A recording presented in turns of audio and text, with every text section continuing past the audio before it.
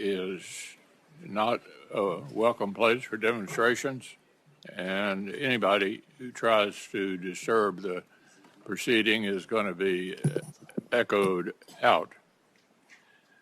Secretary Hegseth, General Kaine, Ms. McDonnell, we're glad to have you here. There's no doubt that the global threat demands from us an uncompromisingly lethal force. And your efforts over recent months to renew the department's focus on lethality and your attention to the concerns of service members at the tip of the spear are worthwhile and appreciated. Of course, sustaining this shift requires a clear strategy and adequate investments in capabilities. So we're looking forward to hearing in detail what exactly the Office of Management and Budget is requesting on behalf of the Department of Defense for this coming fiscal year, and whether this budget flows from a strategy or instead defines and limits the strategy. This hearing will be the first public demonstration of what we hope to be a productive relationship between the subcommittee and the department. In the past, the relationship has functioned best when it's based on timely and forthcoming communication. Last year, details from the department and the services about their growing requirements actually did inform the subcommittee's efforts to mark up a bill to provide the military with $18.8 billion in resources above President Biden's last request. Unfortunately, we all know that didn't become law. Regrettably, the CR we're under right now has yet another missed opportunity that compounded the constraints facing the department. On this subcommittee, you'll find plenty of support for the department's efforts, for example, to improve air and missile defense systems, grow the pipeline for unmanned technologies, modernize our nuclear triad, and expand shipbuilding capacity. But lumping reconciliation spending in with full-year appropriations risks conflating different objectives. Chairman Wicker and his South House counterpart have pointed out already that even an important one-time investment in military modernization is not a substitute for steady growth in the annual budget top line. In fact, it may well end up functioning as a shell game to avoid making the most significant annual investments that we spent years urging the previous administration to make. I struggle to understand, for example, why the administration would cut procurement funding in the base fiscal year 26 budget by $14.4 billion and move that funding into, all of which enjoys strong bipartisan support, while that would be moved into a simple majority reconciliation bill. The fiscal year 26 annual request seems to do just this for Virginia-class submarines, Arleigh Burke-class destroyers, and B-21 bombers. Like with critical munitions, we should send the services and industry a sustained demand signal by incorporating them into annual appropriations. If we're really serious about making the sustained long-term investments in our military, then let's do it more than just a one-time injection of funding. If the administration wants to request $1 trillion defense budget for fiscal year 26 and make a full-year investment in urgent priorities and new programs, let's do it. In the meantime, let's not overstate the fiscal 26 request. The administration's requested base defense budget is lower than 15 of the last 20 annual requests, including President Biden's request for fiscal year 25. In fact, fiscal year 26 extends your predecessor's streak to 5 straight base reduction requests that would fail to keep pace with inflation, let alone with the threat of China. But say we do take reconciliation into account, even then, this is hardly the largest funding request for the Department of Defense. In constant dollars, the fiscal year 26 Department of Defense budget request still falls short of the annual funding request for fiscal 08, fiscal year 09, fiscal year 10, and fiscal year 11. As a share of GDP, even including reconciliation, the fiscal year 26 request is still just around 3%. That's not just half the level of the Reagan buildup that secured peace through strength. It's even less than the 4.5% of GDP requested for defense under President Carter. As we've discussed before, I think it's worth repeating, the cost of a war is a lot bigger than preventing a war. At the height of World War II, 37% of our gross domestic product was spent on defense. In Korea, 13%, Vietnam, 9%, the Reagan buildup, 6%. So we know looking strong actually works. Saves money, saves lives. But what we're looking at this year is less than 4.5% of the GDP, which was the last defense request of President Carter. Why should we expect our allies to spend 5% when we're investing about half that?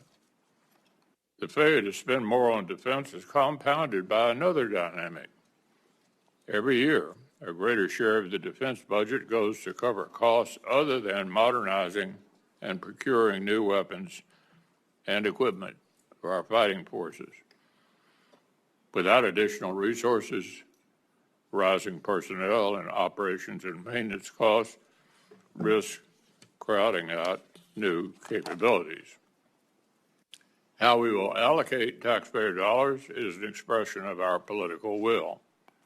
We can't expect our adversaries to take American hard power seriously if we don't put our money where our mouth is. But as I mentioned, we're also interested in your articulation of the strategy that informs, or is it informed by, the administration's budget. How does that strategy account for adversary alignment? How does it address not only the threat of conflict in the Indo-Pacific, but the reality of conflict and military threats to our interests in Europe and the Middle East? Most of us on this panel believe that Russia's war in Ukraine, its alignment with the aims of other U.S. adversaries, and its eventual outcome are profoundly important to America's interests and offer more than just a glimpse into the future of warfare. I'd like to hear your views on this conflict. Who is the aggressor? What are the stakes for America in the West? What is the return on investment of our assistance to Ukraine? I don't see funding for Ukraine's security assistance initiative in your budget request. Is it the administration's view that terminating security assistance to Ukraine will make lasting peace more or less likely? What lessons is the U.S. military learning from the conflict? How will the Department of or industry continue to learn if we cut off our partnership with the world's leading battlefield innovators? Why would Asian partners trust us if we abandon partners in Europe? What lessons are China, Iran, and North Korea learning? And how much more will they benefit if Russia prevails? I'd like to hear your views on the impact of war in Europe on other theaters. The Asian and Pacific allies you just met with recently are under no delusions about how unchecked Russian aggression influences the calculus of President Xi. They understand that strategic alignment among adversaries is actually global. They're all communicating with each other. America must recognize in turn that the risk of simultaneous conflict on multiple fronts is real and growing. Your Undersecretary for Policy acknowledged this reality in his confirmation hearing this spring. But the capabilities America needs to prevail in such a conflict do not seem to be reflected in the requests we've received from OMB. So there's a lot we need to cover today. We'll invite you to make opening statements in just a moment, but with that, I'd like to turn to Senator Coons. Thank you, Mr. Chairman. Thank you as well, Secretary Hegseth, Chairman Kaine, Ms. McDonnell, for joining us here today. We are confronting a world more dangerous today than at any time since the Cold War, and our nation needs and deserves a strong and coordinated response to deter the threats we face, to protect our freedoms, and keep our citizens safe. The last several administrations correctly prioritized China. The People's Republic of China is the pacing threat to our nation's security. More recently, as the chairman just said, and as I strongly agree, China, Russia, Iran, and North Korea are increasingly aligned in ways that are making each of them more threatening to our national security. This is happening right now in Ukraine. Russia's aggression is buttressed by Iranian drones, North Korean soldiers, and Chinese components, technology, and funding.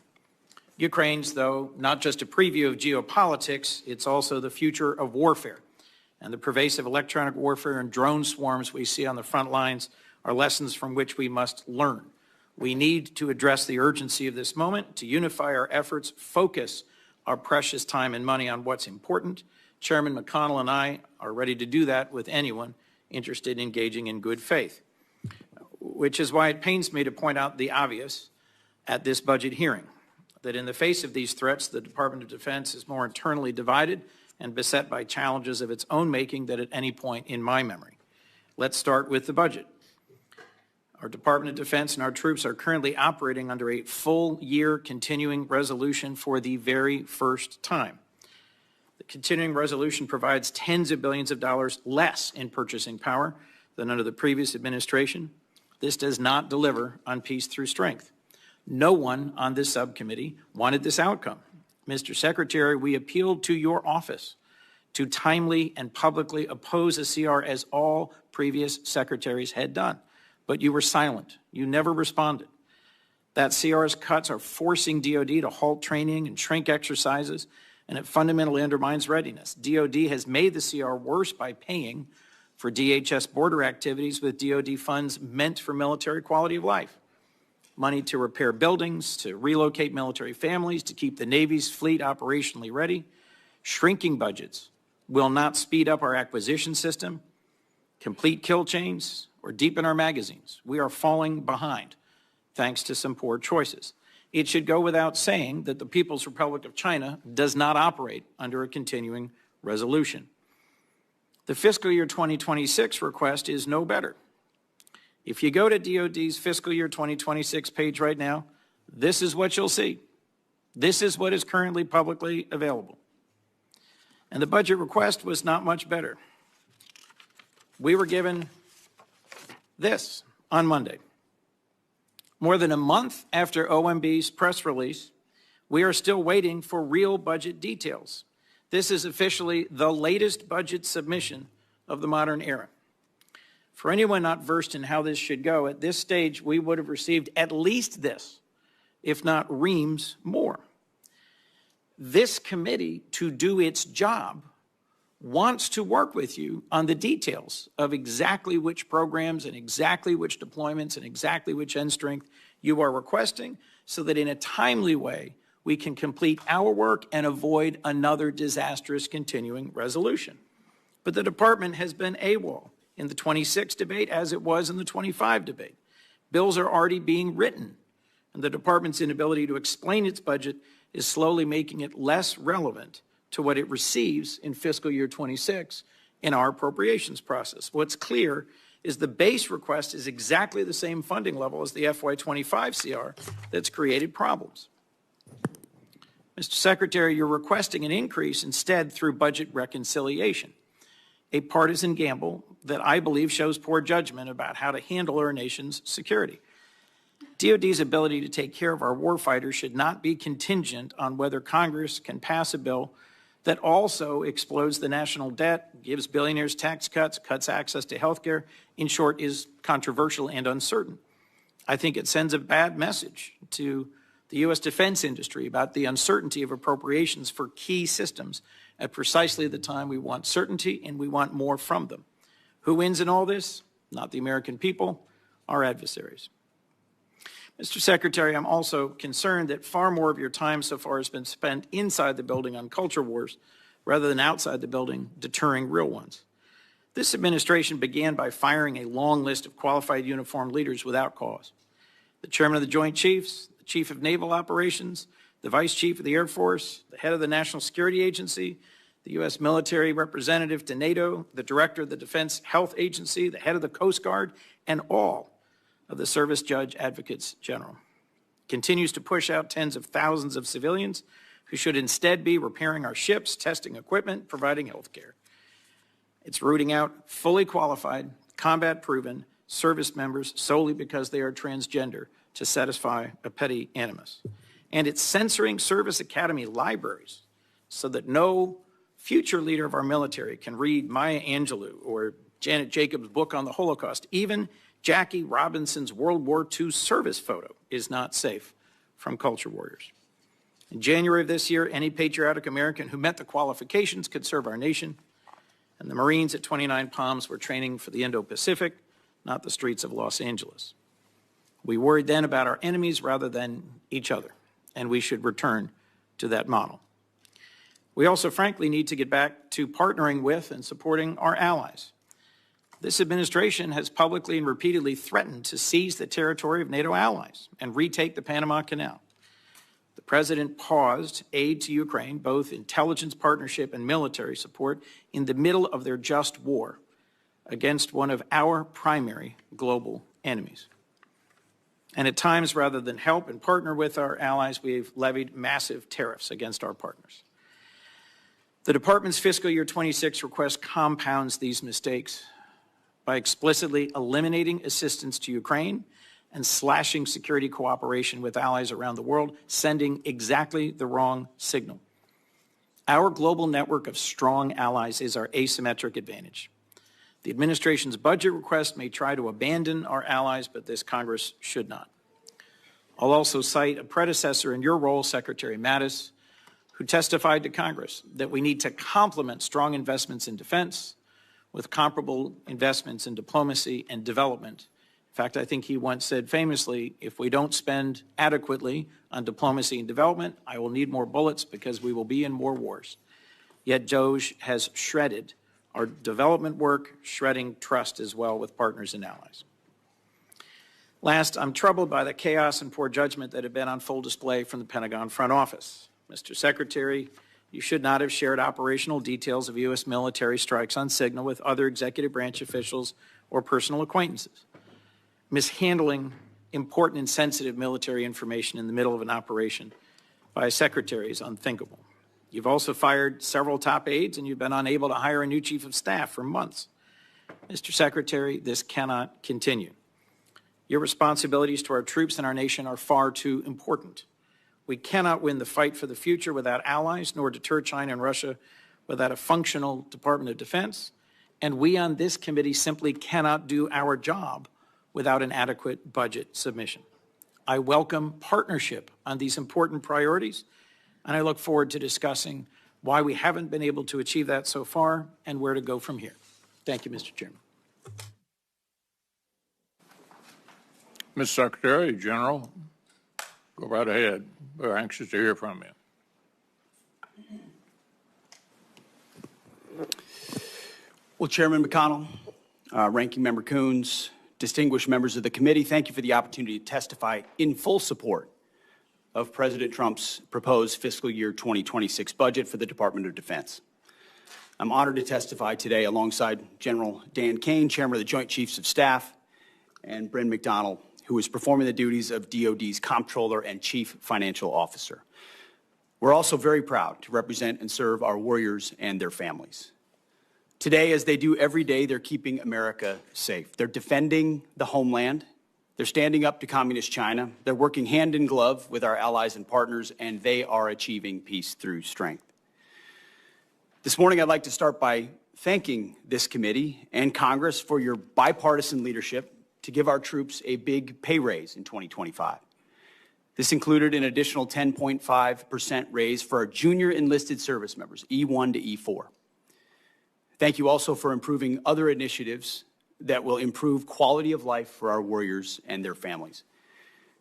With a focus on our troops and their loved ones, I've directed additional actions that will further improve their quality of life. These include making historic investments to improve living conditions in barracks and base housing, reforming the PCS process to reduce the cost and stress of these moves, and improving the quality of care provided to our defense healthcare system. The best part of our job, of my job, is meeting and interacting with the troops and their families. I hear their concerns. I know how it feels to face these challenges. I've been there recently. Each of these initiatives responds to feedback I or we have received directly from the force. We will keep listening and keep looking for ways to improve their quality of life. Under President Trump's leadership, this budget puts America first and gives our warriors what they need. The $961.6 billion budget request, which is over $1 trillion for national security total, will end 4 years of chronic underinvestment in our military by the Biden administration. Now, as is custom with first-year administration budget releases, additional time was necessary to implement presidential initiatives. So in the last 4 months, we have moved very quickly to reverse course after 4 years of weakness and mismanagement. We found nearly $30 billion in savings across the department. We killed wasteful programs, targeted bureaucratic excess, and redirected funding from Biden-era priorities to President Trump's priorities. Working with the Department of Homeland Security, we increased border security, to say the least. We reduced China's malign influence in our hemisphere. We defended freedom of navigation in the Red Sea. However, because of so much deferred maintenance, we still have a lot of work in front of us to achieve peace through strength. So to carry out the President's mission, we've set 3 priorities for the department: restore the warrior ethos, rebuild our military, and reestablish deterrence. First, we're restoring the warrior ethos. President Trump charged me to focus relentlessly on warfighting, lethality, meritocracy, standards, and readiness, and that's exactly what we're doing. We're refocusing on what's important, our warriors. We're sweeping away distractions and bloated bureaucracy. We set standards that are high, equal, and unwavering. DEI is dead. We replaced it with a colorblind, gender-neutral, merit-based approach. And our force is responding incredibly positively to these changes. Because of President Trump, recruiting and retention is higher than it's been in decades. This budget provides a historic level of funding for military readiness, putting our warfighters and their needs first. And young Americans are responding and signing up in droves. Second, we are rebuilding our military. 25 years ago, our military was unchallenged, yet we squandered that advantage as China carried out an unprecedented military buildup. President Trump is correcting those mistakes. We're reviving our defense industrial base, reforming our acquisitions process, and rapidly fielding emerging technologies and new weapons so that our warfighters can meet the challenges of an evolving threat field. This budget invests $25 billion in Golden Dome for America, a down payment on President Trump's priority to defend our homeland. It also commits more than $62 billion in total to modernize and sustain our nuclear forces as we face rising nuclear dangers. The budget allocates $3.5 billion for the F-47, the world's first sixth-generation air superiority fighter. The budget will also revitalize our shipbuilding industrial base with $6 billion in funding in FY2026 and $47 billion total in shipbuilding. The budget also significantly increases funds to buy next-generation technology, including autonomous systems, long-range drones, long-range fires, and hypersonics. We will put these capabilities in the hands of our warfighters.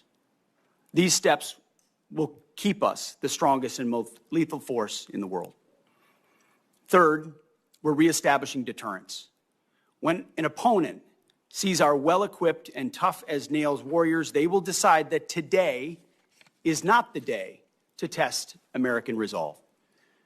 Credible deterrence starts at home. It starts with securing our borders. We will achieve 100% operational control of our border, and so far border crossings are down 99.9% from the open border policies of the previous administration.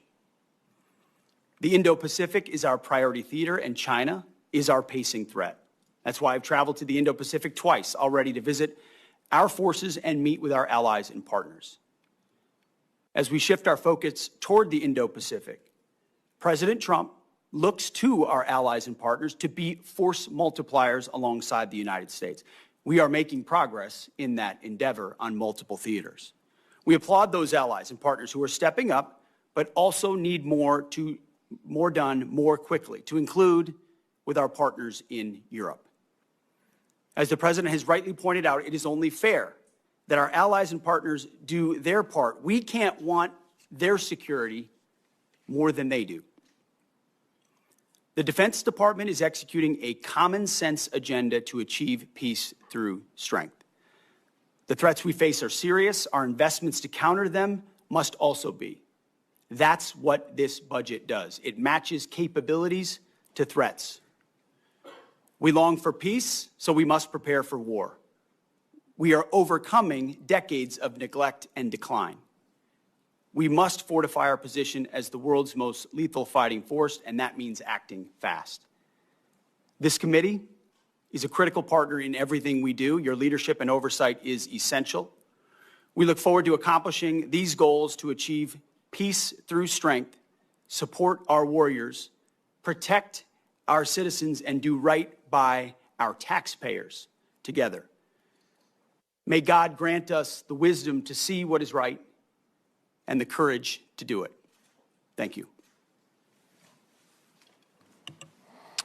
Chair McConnell, Ranking Member Coons, Chair Collins, other ranking members of the committee, senators, thank you for having me today. I'm honored to join Secretary Hegseth and Ms. Bryn McDonald to appear before you today to testify on the President's fiscal year 2026 budget.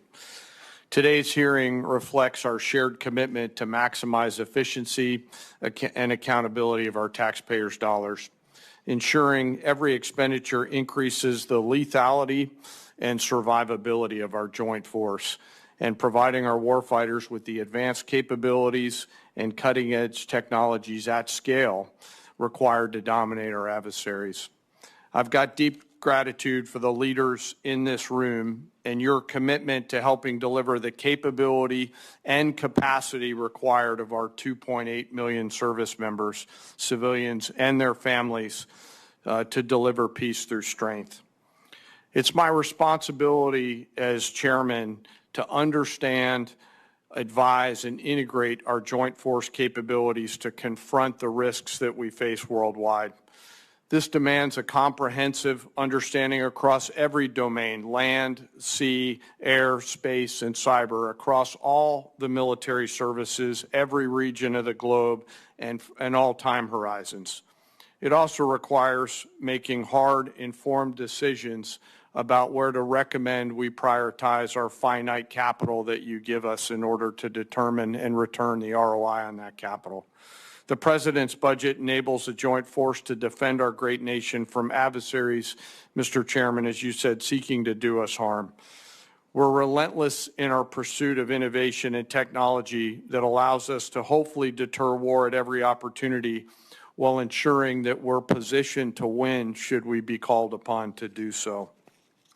This budget empowers the joint force to get after the Secretary's 3 pillars, as he mentioned, restoring the warrior ethos, rebuilding our military, and reestablishing deterrence.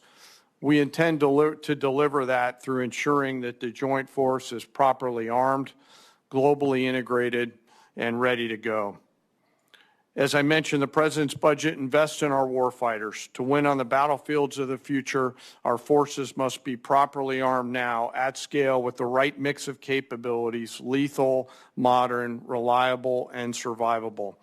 Victory requires people and platforms that will allow us to overmatch the enemy, systems that will work under the most harshest conditions, and technologies that will give our warfighters a lethal edge.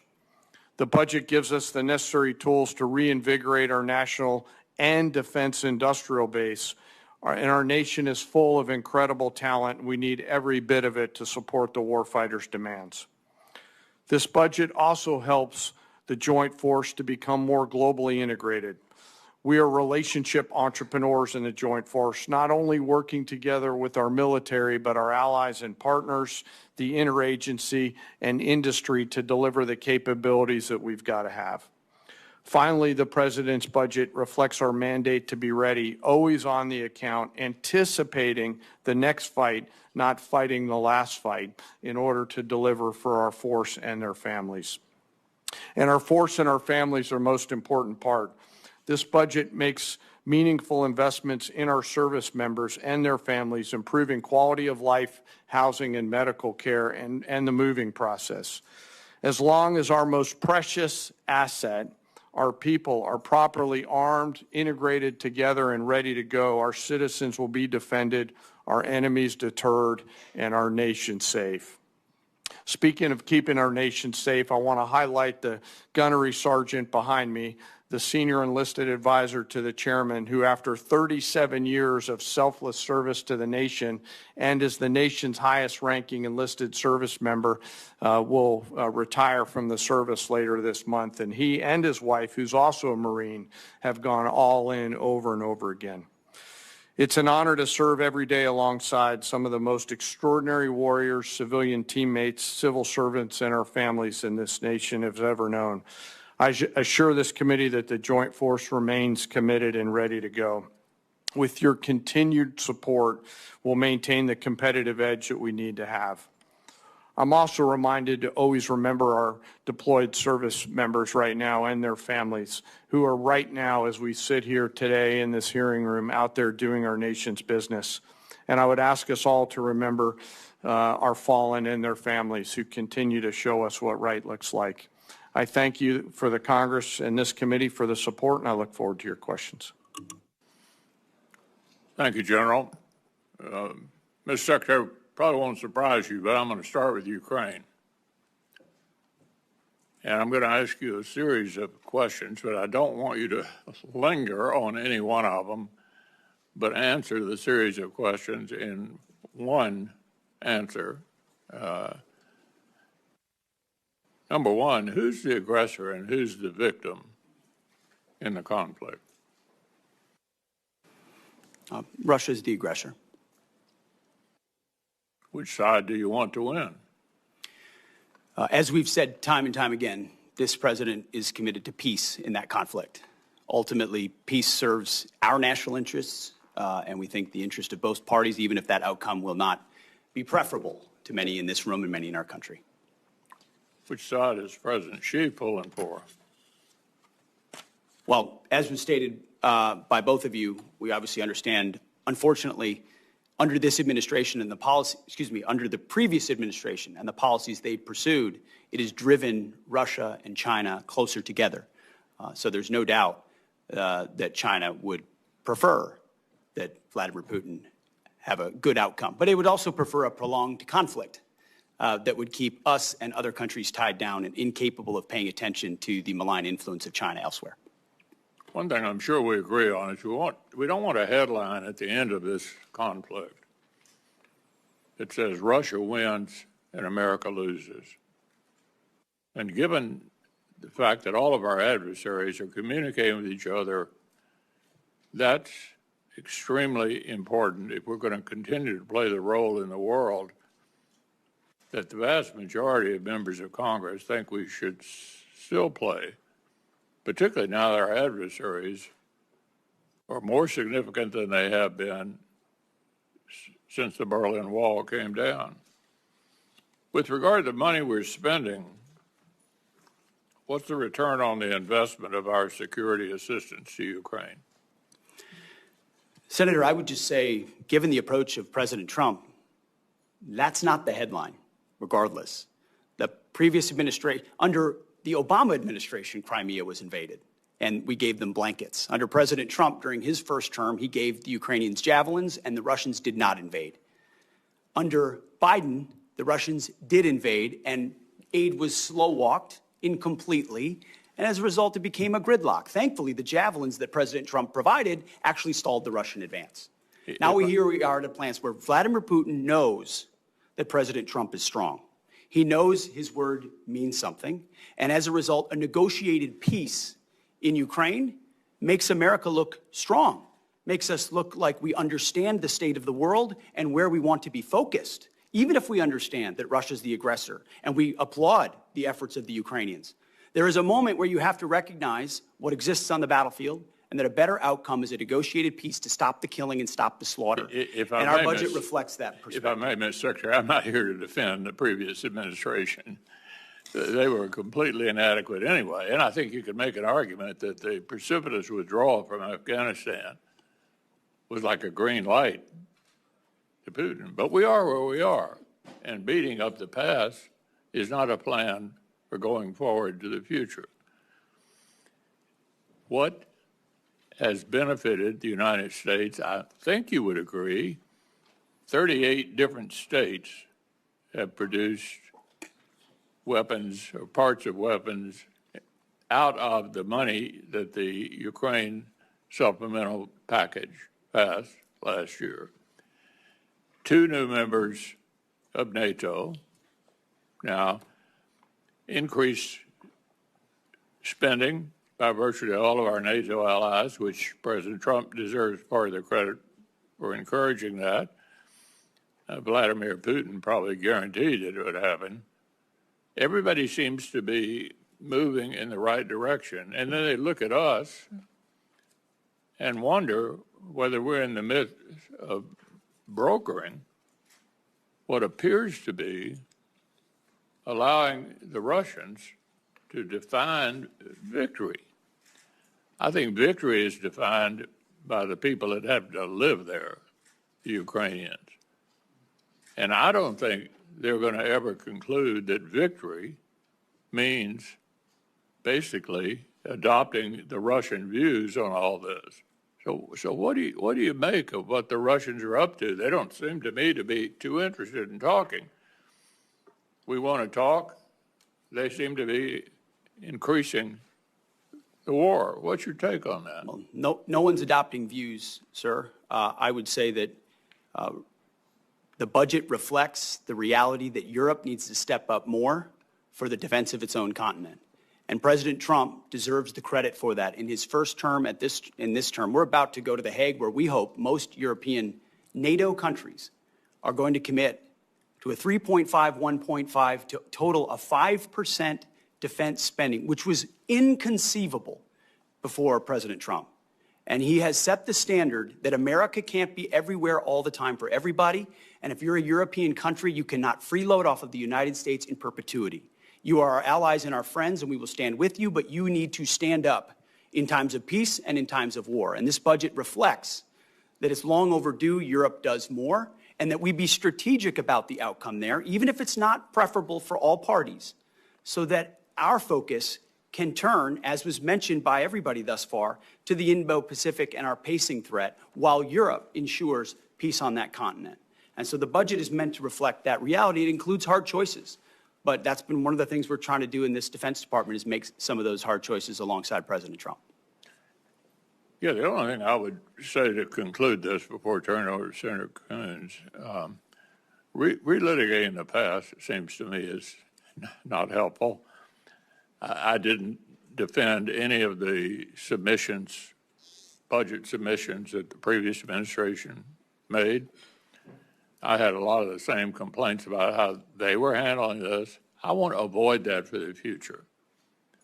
And it seems to me pretty obvious that America's reputation is on the line. Will we defend democratic allies against authoritarian aggressors?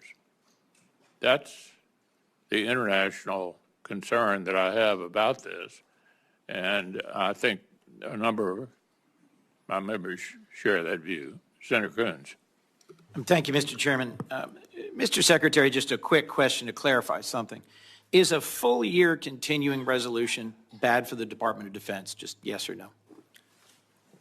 Sir, a full year continuing resolution is never preferable for any department, especially the Department of Defense. Not preferable. And I know, General Kaine, I don't need to ask you because your written testimony specifically says routinely operating under continuing resolutions lowers buying power, results in less deployable capital, makes it harder for industry to make long-term investments. And is it your commitment, Mr. Secretary, that you'll work with us to achieve a full year appropriation? You'll submit the budget documents necessary, work with us closely, that we'll be able to do our work so you can do yours.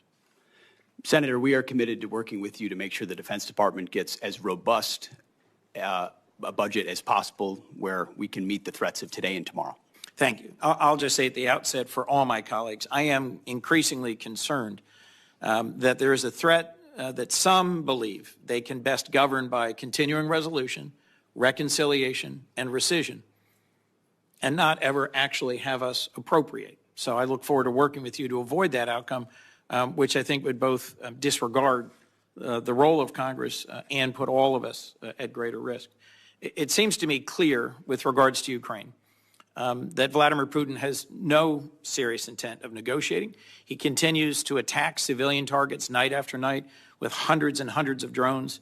The Ukrainians have just carried out a spectacular attack against military targets. And it seems to me concerning that the 2026 request eliminates aid to Ukraine entirely. At the same time, the Senate has a strongly bipartisan bill led by Senator Graham and Senator Blumenthal to impose more sanctions on Russia, and many senators of both parties want to provide more aid to Ukraine. Would you agree, Mr. Secretary, that the United States should use every tool it has at its disposal, including additional sanctions, to pressure Russia to come to the table to negotiate a just and lasting peace for the war in Ukraine? Senator, every tool at our disposal? No. We have a lot of tools in a lot of places. Let me be more narrow. Let me be more narrow then. Apply. You said, and I'll take some exception to this, that our European allies cannot freeload off the United States in perpetuity. My impression is that Article 5 of the NATO treaty was only invoked once. It was after 9/11. And a significant number of our European allies and partners deployed to Afghanistan alongside us and suffered significant combat casualties. In the first 2 years of the war in Ukraine, a war of Russian aggression, 50 other countries stepped forward, deployed military support, delivered materiel, provided financial and operating support, and at regular meetings of the Defense Contact Group, your predecessor led that process of deploying military assistance. What message do you think it sends? That as Ukraine continues to suffer day after day of punishing attacks on civilian centers, we're not using the $3.8 billion in presidential drawdown authority that remains to send additional air defense and interceptors, and you yourself chose to not attend the Ukraine Defense Contact Group. Mr. Secretary, why not use the already appropriated presidential drawdown authority to deliver defense material badly needed by Ukraine? Well, Senator, as you know, the presidential drawdown authorities 71 through 74 still apply, and they are still flowing. There's some in reserve. To your question about my statement, and I served with a lot of NATO allies in Afghanistan as well. Incredibly capable Canadians, Brits, and Australians, and others. And grateful for them. And I've gotten to know a lot of them in this process going to Brussels. Amazing people, amazing countries. Thus, I was struck, Mr. Secretary. But we also wore a patch on our shoulder that said ISAF, International Security Assistance Force. And you know what the joke was? That it stood for I Saw Americans Fighting.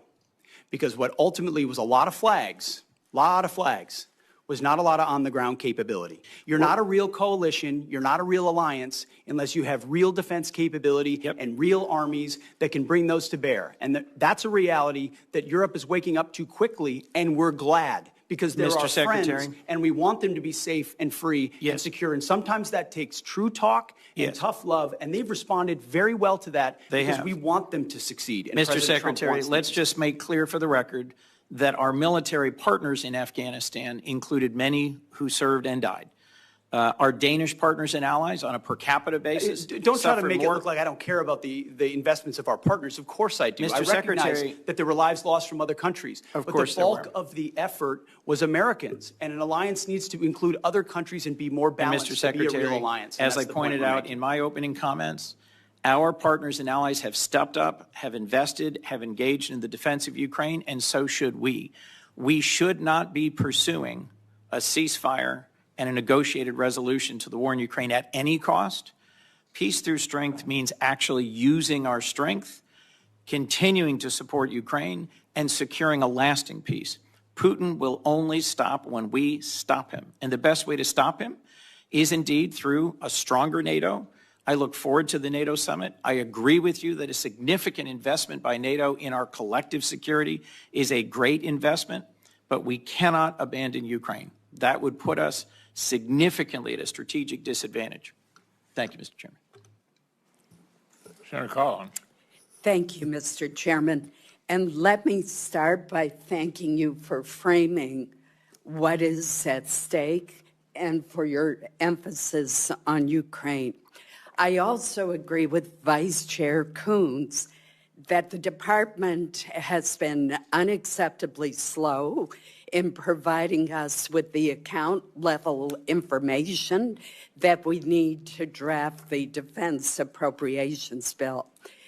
I agree with him that a CR is not conducive to the smooth and effective operations of the department, but I would respectfully point out to my colleague that the Appropriations Committee reported the Defense Appropriations Bill before the August recess, and it was the Democratic leader who decided not to bring the bill to the floor.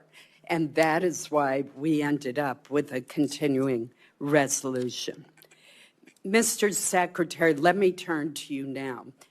You recently stated that DOD is focused on the strategic threat posed by China, and that this threat is, and these are your words, real and could be imminent. And I agree with you.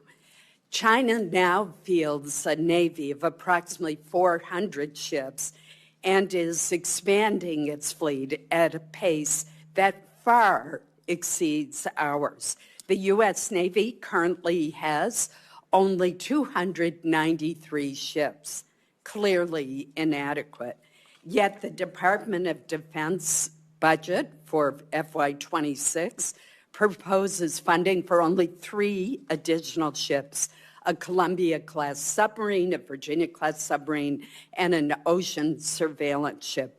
No funding in the base budget is requested for DDG-51s, the Navy's workhorse surface combatant. Instead, the administration unwisely is relying on reconciliation to fund a second Virginia-class submarine and 2 Arleigh-Burke-class destroyers. Reconciliation, Mr. Secretary, was meant to provide one-time supplemental funds to augment the defense budget, not to supplant the investments that should be in the base budget. Could you explain the department's rationale for excluding these critical war-fighting platforms from the annual appropriations request and creating instability for future defense budgets? Well, Senator, I appreciate the question. There are a lot of complexities that go into how budgets are formed. From the view of our department, working on Capitol Hill and with the White House, is that we have 2 bills and 1 budget. So when I look at the threats that we face in the Indo-Pacific, that is precisely precisely, as we've worked with the chairman and the joint staff and across OSD and all the COCOMs, that has precisely been the compass by which we have judged the capabilities that we need. So when you look at the totality of the $961 billion or $1 trillion total over national security, that's 19 new ships. It's a historic investment in shipbuilding. It's over $6 billion in the shipbuilding defense industrial base. It's long-range fires, it's hypersonics, it's pre-positioning stocks, it's critical munitions. It's all focused in ways the previous administration talked a lot about, but we are actually making the tough choices to invest in. So I understand the dynamics of base bill versus reconciliation, and I concede that, ma'am. But ultimately, we're looking at it as one investment for FY26, and we think with a 13% increase over last year, that it's a historic investment. Well, I would point out that the budget overall actually provides less buying power than the FY25 enacted budget because it does not adjust for inflation. And I hope that's something that we can work together on to correct. Let me turn to another issue. The Portsmouth Naval Shipyard in Kittery, Maine, overhauls the Navy's submarines, nuclear submarines. Senator Shaheen and I helped to secure an exemption from the hiring freeze for the shipyard, and that is absolutely essential. But if I could speak for Senator Shaheen as well as myself, both of us are hearing from shipyard leaders as well as the Navy, as well as the rank and file workers, the union leadership, that the delays in hiring and onboarding across the workforce, from frontline mechanics to security personnel, continue. Could you speak to what is causing this delay since the exemption from the hiring freeze was granted months ago? Well, it's a great point, Senator. I will have our team dive into that because that should not be the case. There was very specifically exempted because of the importance of those shipyards, and whatever we can do to speed it up for you, we will do. Thank you. Thank you, Senator Collins. Senator Murray and then Senator Graham. Thank you very much, Mr. Chairman. Secretary Hegseth, you oversee one of the largest and most important organizations on planet Earth. More than anything, the Department of Defense needs stable, competent, and strategic leadership. And much as I had feared back in January, it is not what we are seeing under your leadership. In a matter of months, you have lost top aides and reportedly struggled to hire new ones. You have fired highly respected top military officials. You shared highly sensitive attack plans over Signal and apparently with people in your own personal circles, and you've not taken responsibility for those mistakes. All the while, the security challenges we face have grown larger, not smaller.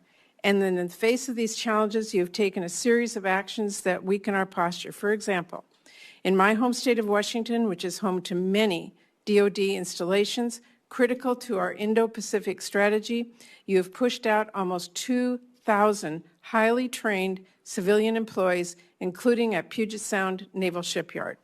Mr. Secretary, you talk about returning the department to its mission of warfighting, but I am repeatedly hearing that your policy and personnel changes at the Pentagon are only undermining, not strengthening our military's preparedness to protect our country. You are deploying the American military to police the American people. You're sending the National Guard into California without the governor's request. Sending the Marines not after foreign threats, but after American protesters. And now President Trump is promising heavy force against peaceful protesters at his D.C. military parade. Those sorts of actions and that sort of rhetoric from a president of the United States should stop every one of us cold. Threatening to use our own troops on our own citizens at such scale is unprecedented, it is unconstitutional, and it is downright un-American. We should all be speaking out against this and demanding accountability. Now, Mr. Secretary, I have to say, for people who tout their commitment to transparency and efficiency, I've never seen an administration more bent on hiding basic facts from American people. Your department has been unresponsive to congressional inquiries and oversight requests, all the while you are working to muzzle the free press, denying journalists access to the Pentagon press corps. Now, before I turn to my questions, let me just note, it is now mid-June, and we only, just a few days ago, received some, but not all, important portions of your budget request. It should not have taken this long to get this request, and we do still need to see the justifications in order for this committee to do its work. We're missing those. Not having a full budget at this juncture is really unacceptable. So I am deeply concerned. So let me turn to my questions, and this is important. This administration has put the civilian workforce under attack from day one, encouraging resignations, firing probationary employees, instituting hiring freeze, requiring OPM to approve any new hire one by one, and now, new last week, requiring prospective employees to explain how they would, quote, help support the president's executive orders and policy priorities. We have spoken with military installations across our country. Almost all of them have been forced to fire skilled civilian employees who are badly needed. And all of them also have hundreds, and in some cases thousands, of new hires ready to bring on board, but now have to individually be reviewed by OPM, apparently to ensure that they support the president's priorities. Secretary Hegseth, I want to know, and keep your answer short, I have limited time, will you be firing more shipbuilders, yes or no? Senator, we haven't fired shipbuilders. We've offered through a right sizing of our civilian positions, which So everyone in this committee would acknowledge that the Defense Department has had a bloated bureaucracy for a long time, have given a voluntary process by which some people can choose to take a DRP. I'm just asking you so a it's not a firing of shipbuilders. Okay, so that's a totally disingenuous characterization of what our department is doing. We are focusing on shipbuilding. Mr. Secretary, do we need more or fewer shipbuilders? We are investing historically in our shipbuilding defense industrial base and workforce and ships in this budget, more than anything the previous administration ever did. So, well, you managed to fire highly skilled workers, including my home state of Washington, for no reason. So let me just say, the Navy needs welders, not people who can recite a president's executive orders. If the Navy wants to hire a qualified candidate for the role, but that candidate happened to vote for or donate to Democrats, would they be hired? Senator, there's never been a litmus test for hiring welders. Well, if you can weld, you can work at the Defense Department. That is what they're being asked. And Mr. Secretary, I just have to say, we need to drop the politics in our military. We need to hire the best people. We do not need to force them out. That is simply the case at this point. I'm out of time. Thank you, Mr. Chairman. Senator Graham. Thank you. Welcome. One of the things you're trying to do is hire people based on merit, right? Yes, sir. You could care less if they're libertarian, vegetarian, Democrat, Republican, as long as they can do the job? Yes, sir. Okay. All right. More people are joining the military now than any time in recent memory, right? Yes, sir. So the situation described by Senator Murray is not being viewed by other Americans because they're signing up in droves. Senator, there's been a historic surge. You know why? Because they think you're a winner. They think you're going to lead. They think you're going to have their back. That's why they're signing up. Keep doing what you're doing. Now, do you agree that the world kind of miscalculated Hitler in the 20s and 30s? Certainly did not understand the scope of the threat. Yes, like Senator. The guy wrote a book, I want to kill all the Jews, and nobody believed him. You remember that? General Kaine, is that a fair statement that the military-industrial complex of the 20s and 30s really didn't miscalculated Hitler? Yes, sir. The danger of that is like 50 million people get killed. So let's don't do that now. As to Iran, they say they want to kill all the Jews. Do you agree with them? I believe they mean what they chant. Yes, Senator. Do you agree with that, General Kaine? Sir, I think they've got some agendas for sure to. Well, is that agenda to use a nuclear weapon against Israel? Sir, I think they would potentially. They had a nuclear weapon. Would they use it against Israel? in your professional military judgment?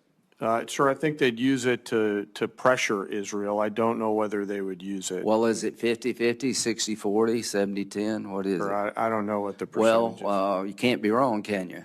What does Israel think? Sir, I think they think they would potentially What do use you think, nuclear. Mr. Secretary?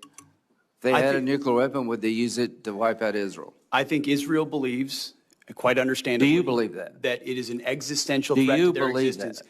Hold on, and then in the hands of the wrong Iranian, a cleric or a radical, that they would seek to Well, use is this a radical cleric that exists there today? Well, as of If right he's now, not, yes. who the hell would be?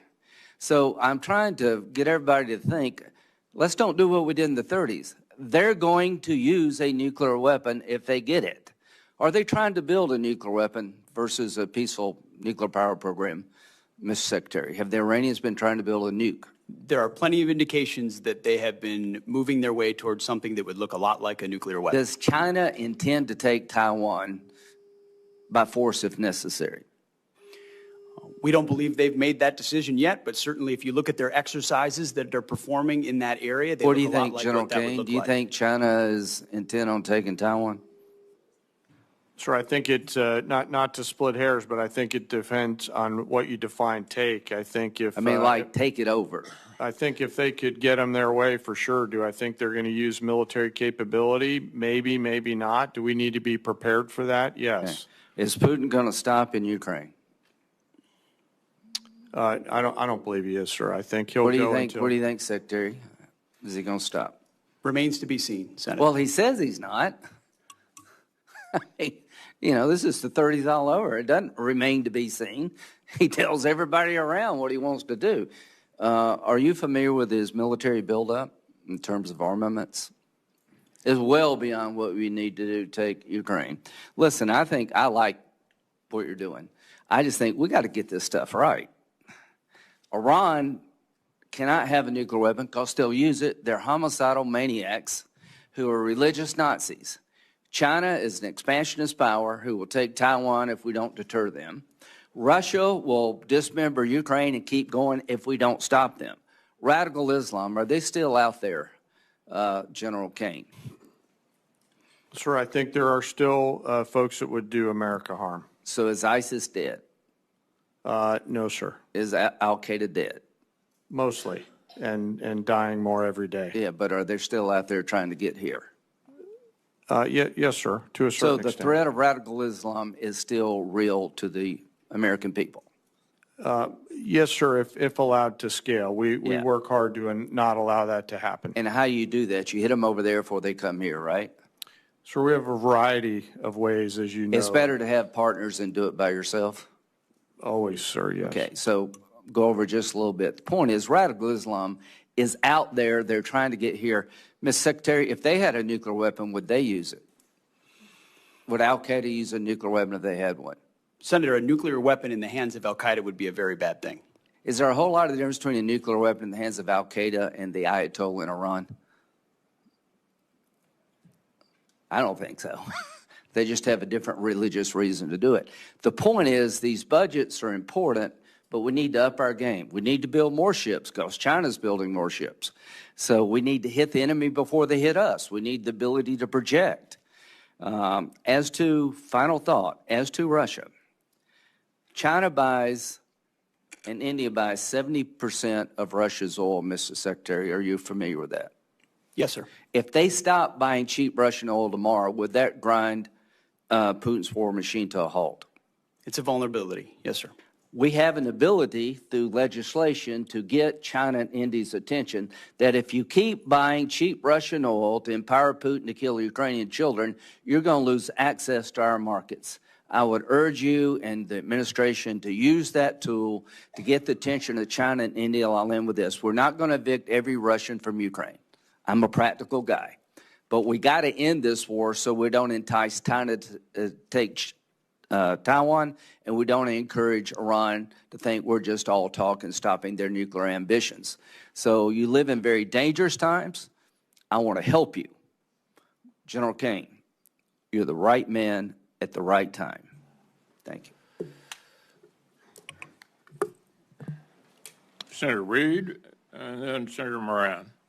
Thank you, Mr. Chairman. Welcome, Mr. Secretary, Mr. Chairman. Mr. Secretary, you have already ordered 4,000 National Guardsmen into Los Angeles, plus 700 active duty Marines. That's against the advice and opposition of the governor, the mayor, and the chief of police of Los Angeles. And these forces are in addition to 11,000 military personnel, active duty and National Guard, that have been deployed to the southern border in support of Customs and Border Protection. Separately, the Department of Homeland Security has requested more than 20,000 National Guard troops to assist in, I quote, interior immigration efforts. And I understand you've approved an additional phase of 700 service members for this mission, with additional associated command and control from Texas, Florida, and Louisiana. This week, the Department of Homeland Security sent another request for DoD support to transport ammunition, quote, to authorize military forces to detain or arrest American citizens, to provide DHS with military drone surveillance support, and to have the Marine Corps advise DSH on running joint operations. Is it your intent to improve these requests, all of them? Well, Senator, we very much support President Trump's focus on defending the homeland on our southern border, as well as supporting law enforcement officials doing their job in ICE in Los Angeles who deserve not to be assaulted, accosted, and rioted while rounding up one of the 21 million illegals allowed in as an invasion under the previous administration. Are you prepared to authorize DHS to use drones and also to authorize military forces to detain or arrest American citizens? Senator, every authorization we've provided the National Guard and the Marines in Los Angeles is under the authority of the President of the United States, is lawful and constitutional. They are assisting in defending law enforcement officers and law enforcement facilities. So the answer is yes. In the execution of their job. The answer is yes. In the city of Los Angeles. How are you paying for this? Is this done on a reimbursable basis by the Department of Homeland Security, or is the Department of Defense paying for this? As we mentioned yesterday, a lot of this we are paying for, and some will collaborate with DHS on. And how is that done given a CR which restricts your spending dramatically? What are you taking from? Readiness? Well, as we acknowledged, and I can pass to my colleague Bryn, who knows the details on this, but in 2025, where we took from, we have completely refunded and then some in the FY2026 budget. Your whole ethic seems to be revolving on the lethality of the military force. How is this operation with Marines and National Guardsmen improving their lethality? Senator, you mentioned the 11,000 at the border. It's actually 13,000. And I've been down there to speak with them multiple times. And people will say that mobilization hurts readiness. When you talk to them, it actually improves their readiness. I'm talking about lethality. That's what you talk about all the time. Readiness and training and accountability is all part of lethality. No, that's right, training. The more ready you are, the more capable you are, the more accountable you are, the higher your standards are. It all makes you more lethal. So and the mission in Los Angeles, as you know well, sir, is not about lethality. It's about maintaining law and order on behalf of law enforcement agents who deserve to do their job without being attacked by mobs of people. And so we're very proud that the National Guard and the Marines are on the streets defending the ICE agents, and they will continue to do that. Law and order is a civil function under the Constitution of the United States. Civil enforcement, law enforcement authorities, not the U.S. military. And there's plenty of precedent for the U.S. military supporting law enforcement officers. What your military is doing right now is laying concertina wire, guarding buildings, maintaining vehicles for other services. This is not only, I think, illegal, but also a diminution of the readiness and the focus of the military. But let me change course a bit. There's a general understanding that you have taken possession of this Qatari aircraft, the 747. But there are public reports that the Qataris have not yet signed a memorandum of understanding which would specify that the agreement was initiated by the Trump administration and Qatar is not responsible for any future transfers of the plane's ownership. Are you in possession of the Qatar airplane now? Any specifics about future aircraft that could be Air Force One can't be discussed here, but sure it can be there discussed is a here. conversation about a memorandum of understanding. A memorandum of understanding remains to be signed, Senator. You have signed a contract with a company to reconfigure the aircraft. What is the price of that contract? That cannot be revealed in this setting, sir. Why can't it be revealed in this setting? Well, this is the Appropriations Committee of the United States Senate. We appropriate the money that you will spend after it's authorized by my committee. And you cannot tell us how much the contract is for? You will have that number, Senator. It just can't be talked you want about it in a now. public It's realm. been the contract has been signed, correct? The contract has been signed? The memorandum of understanding is not No, complete, and I'm therefore talking about it's the not contract with the American contractor. Has it been signed? It's nothing on that front that I'm aware of is being executed. Well, that's contrary to what we've all heard. Second thing, what's the delivery time in the contract? Again, the delivery time of anything of that sensitive nature is not for public consumption. Can you tell me the delivery time for the Boeing aircraft that were being prepared for Air Force One?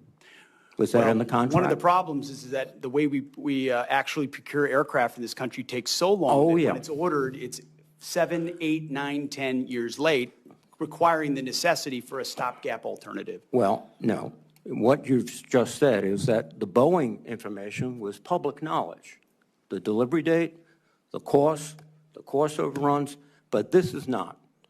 Because this is not only a bad deal for the American public, it is just it's gratifying the president's ego. That's all it is. Thank you.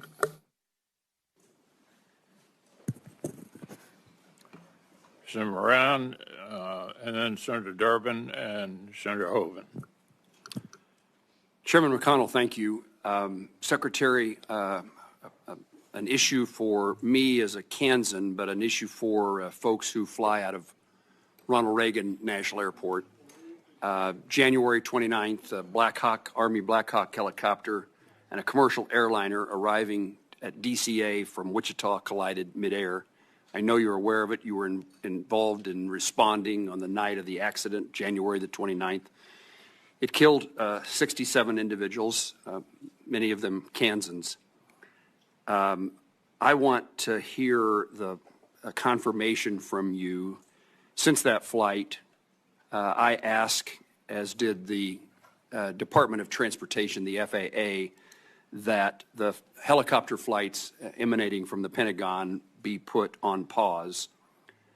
It's my understanding from information from the Army is that since January 29th, 7 flights have taken off and landed at the Pentagon.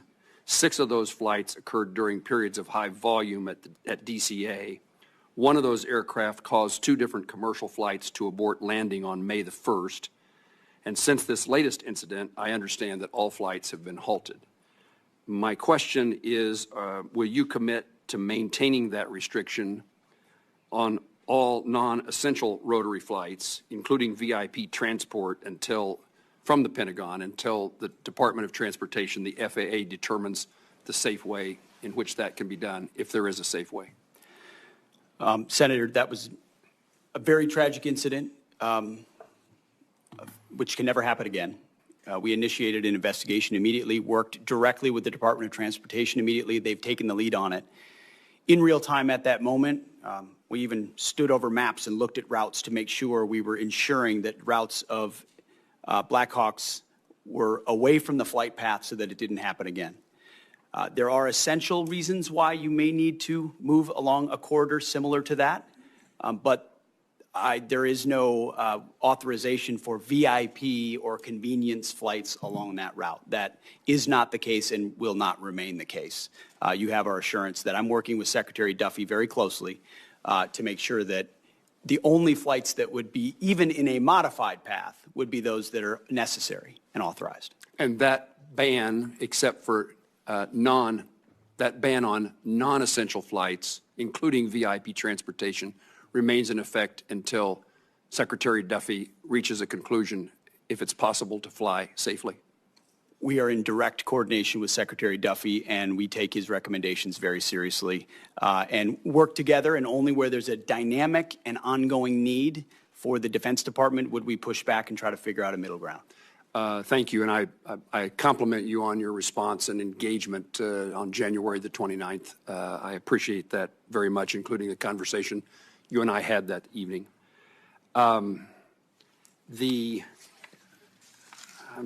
There's so many national and international issues I want to talk to you about, but I also want to make certain that some things that no other member of this committee would ask about a circumstance that I've encountered in Kansas, and we've sought the Department of Defense's help, and we're fighting, in my view, we're fighting the bureaucracy. We have an Army Corps of Engineers lake in Kansas. It's next to a city, a community called Council Grove. It's a county seat town of several thousand people. Their community depends upon the tourist traffic and usage of that lake. They had a manager, a ranger at that lake. The Corps did. That ranger shifted to another lake. The hiring freeze prevented somebody from being hired to replace that person. The Secretary of the Army, I appreciate his cooperation, signed a waiver to allow the hiring, but now have been told weeks to months for the Army Corps of Engineers to go through the hiring process to replace the person. And if I could get your attention or your staff's attention to see if there is not a faster way. This community says that the people who come to stay and visit the lake, so at the moment the marina is threatened to be closed, there's no one to clean the latrines, no one can check the permits, so the lake is unusable, and summer is the season in which this community thrives based upon visitors to the lake. And I was told by the Army Corps of Engineers they had the person they wanted to hire. That person had applied, but the hiring freeze prohibited him from being hired, and they have people in mind to be the seasonal employees to do the seasonal work at the lake. But now the bureaucracy, my word, not anybody else's, I suppose, the bureaucracy of the Army Corps of Engineers delays this even weeks or months longer. The season, we've already missed Memorial Day. Can you help me? This is an issue we were made aware of almost in real time, and the Secretary of the Army was very responsive. He was. And I'm actually meeting, as it happens today, with the Director of the Army Corps of Engineers to, across the board, identify where this is happening and free it up, so it'll get special attention. I appreciate that very much. The season is fast dissipating for the success of that community's economic well-being. It was reported that the Pentagon is or has diverted anti-drone technology intended for Ukraine to the U.S. Air Force in the Middle East. And the explanation for that was the safety and security of our military men and women in the Middle East depend upon this technology. And I assume no one can argue with the importance of protecting our military. Was there a precipitating factor that caused that circumstance to be, that move to be necessary? And is there any plan to provide Ukraine with the necessary technology to replace that those anti-drone defenses? Senator, as you know, the Middle East is and remains a very dynamic theater. In the interest of putting America and Americans first, we're going to surge counter-UAS systems to our troops and our bases and our places first if we think there's a potential for a threat. And considering the environment there right now, that has been and will continue to be a priority for us. What about the capability of resupplying or reinserting that technology into other places, including Ukraine? Is the capacity just not sufficient to do that? We would have to review the capacity, but it's one of the challenges of all the munitions that we've given to Ukraine over these last 3 years. Is it's created some challenges in other places. I can imagine that many things are frustrating to you as they are to me, and one is our inability to have a supply chain sufficient to meet the global demands of the United States military in our country. And it is a focus that I heard you say in your testimony is one of yours. And our safety is dependent upon a private sector supply chain necessary to meet all needs, in my view, including those of supporting Ukraine. I'm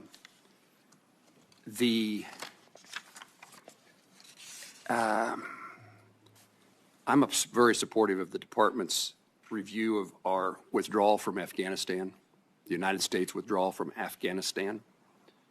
I think it was one of the saddest days in my experience as a member of Congress to see the circumstances and the nature of our departure and the loss of life that occurred in that effort. It is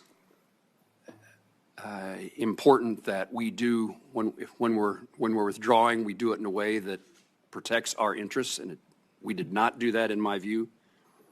It's also a poor signal to our adversaries that we are feckless, we're incapable of doing things well.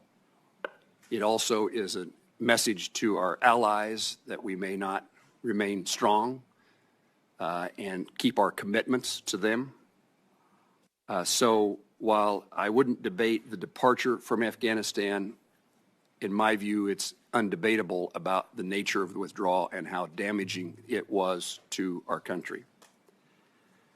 In the midst of all that chaos, we abandoned thousands of Afghans who worked side by side with Kansas soldiers. I hear about it frequently, and I heard more about it back at the time about who we left behind that were allies and friends of those who served.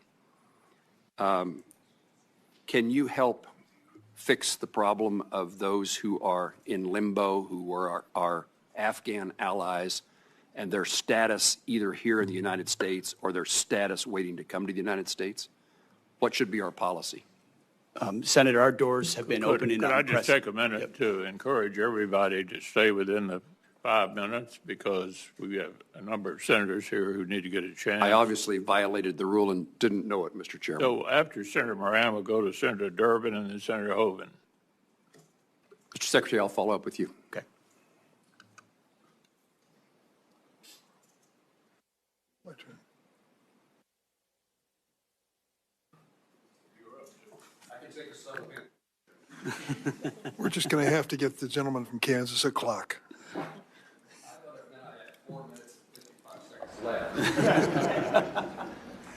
Mr. Secretary, I was surprised to learn that medical research has discovered the probability that men and women who serve our nation develop certain cancers more prevalent among them than the general population. Are you aware of this? That men and women in uniform may develop certain different cancers than civilians? More frequent and the like? I'm not familiar with the particular study that you're referring to, but I'd be interested to see it. Also, I learned at the same time that brain injuries are particularly prevalent among some members of our military. And understanding the violence of that experience, it's not a surprise. But it does have long-term impact. Were you aware of that? Yes, sir. Do you know why?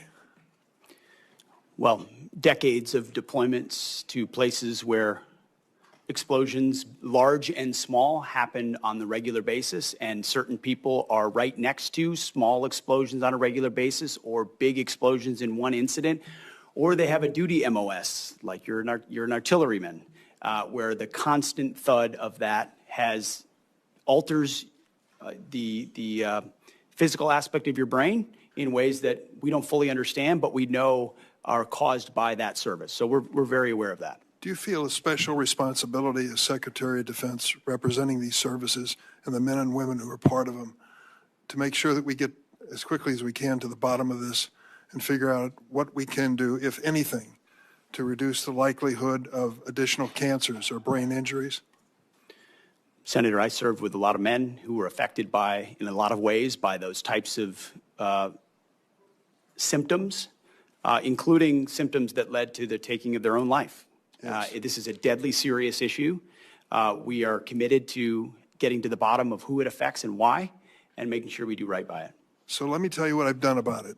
As chairman of this subcommittee at one point in time, we have dramatically increased the medical research to protect the men and women in uniform. As we learn these things, we want to get to the bottom of it as quickly as possible. It is enough for me that they risk their lives for our country. We shouldn't make it a more dangerous situation, and we ought to understand what's going on in their minds and their bodies when they serve. And as a result of that, we have dramatically increased defense medical research. I think we owe it to the men and women in uniform. Your budget cuts two-thirds of that amount for defense health research. How can that be consistent with our mutual goal of making the military life a safer life for our men and women in uniform? Well, Senator, I would take issue with your characterization that all two-thirds of that, whatever was reduced, is focused on the issues that you just spoke about, because those are issues that, as a secretary who's very close to these issues and knows people close to these issues, my team knows that's exactly the type of research that we would fund. But we did find lots of other research inside the Defense Department to the tens and millions, and in some cases, hundreds of millions of dollars that was a boondoggle for the American people. Why? And Why do you say, proud to get give me an rid of it. example of a boondoggle in medical research in There are defense health.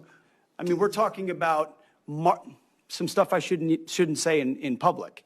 You know, marbles in the rear ends of cats.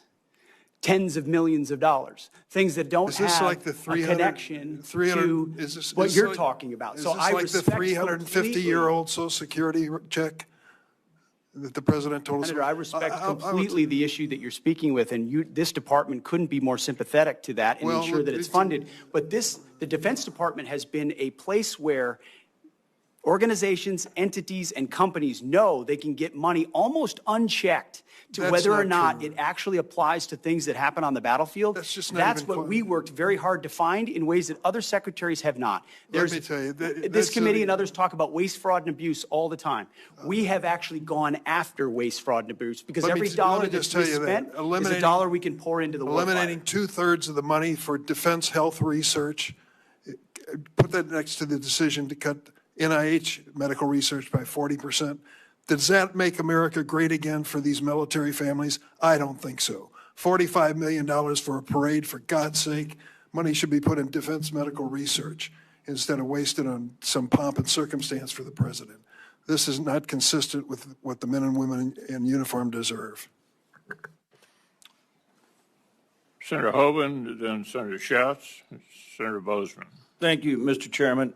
Want to thank you for being here, and I want to thank you for your service as well, Mr. Secretary General. We appreciate it. I want to talk about our strategic defense, and in two aspects. One's our nuclear forces, and then the Golden Dome concept. And if you think about it, you know, they really go together. In other words, our nuclear forces, the nuclear triad is what has kept any country from ever challenging us with any kind of nuclear weapon, right?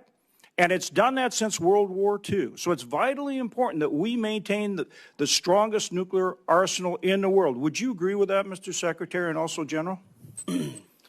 Senator, no doubt. Our nuclear triad is the silent foundation of our entire deterrent effect. And that's why this budget fully funds all three legs of the triad and makes sure we're leaning forward and ensuring we have the most capable nuclear deterrent possible.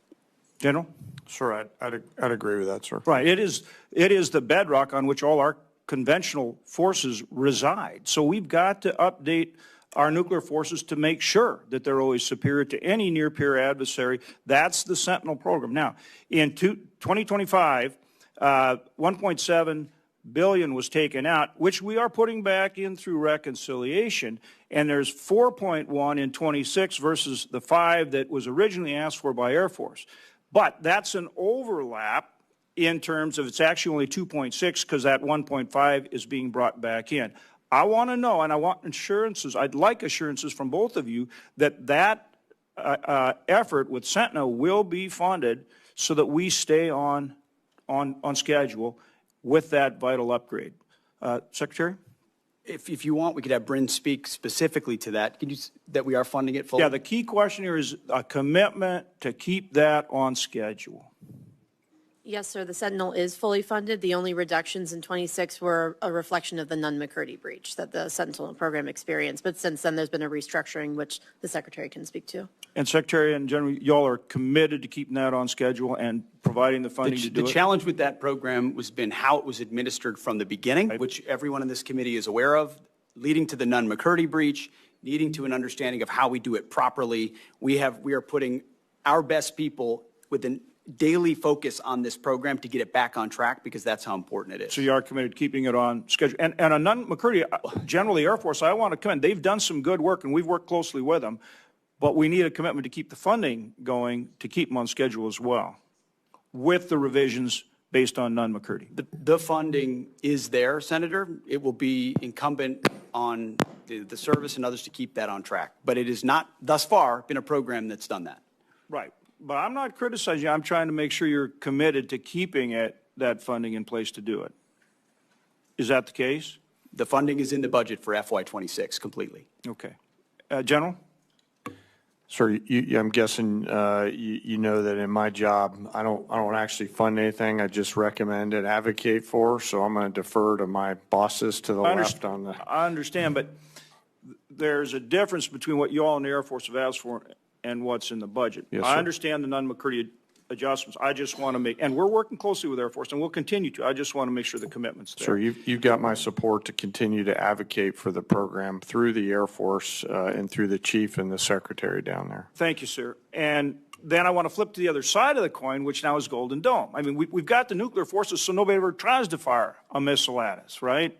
And then with the Golden Dome, it's, well, I guess if they do, we're going to take it out. Now, in that regard, you've got a number of programs that are critically important to our capabilities to make sure that we have better technology for our forces than our near peer. So, for example, TRMC, Test Resource Management Center at Air Force, we're now developing the Sky Range program at the Grand Forks Air Force Base, which enables us to test hypersonic missiles.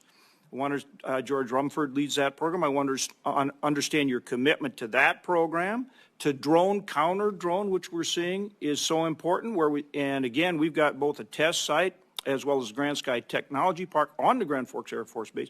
Your commitment to upgrading ISR, not just trying to do everything from satellites. So think next gen ISR, taking beyond Global Hawk, right? Which you need in places like, whether it's supporting Ukraine or certainly in the Middle East, and like the very good work you did taking out the Houthis and putting a stop to that nonsense.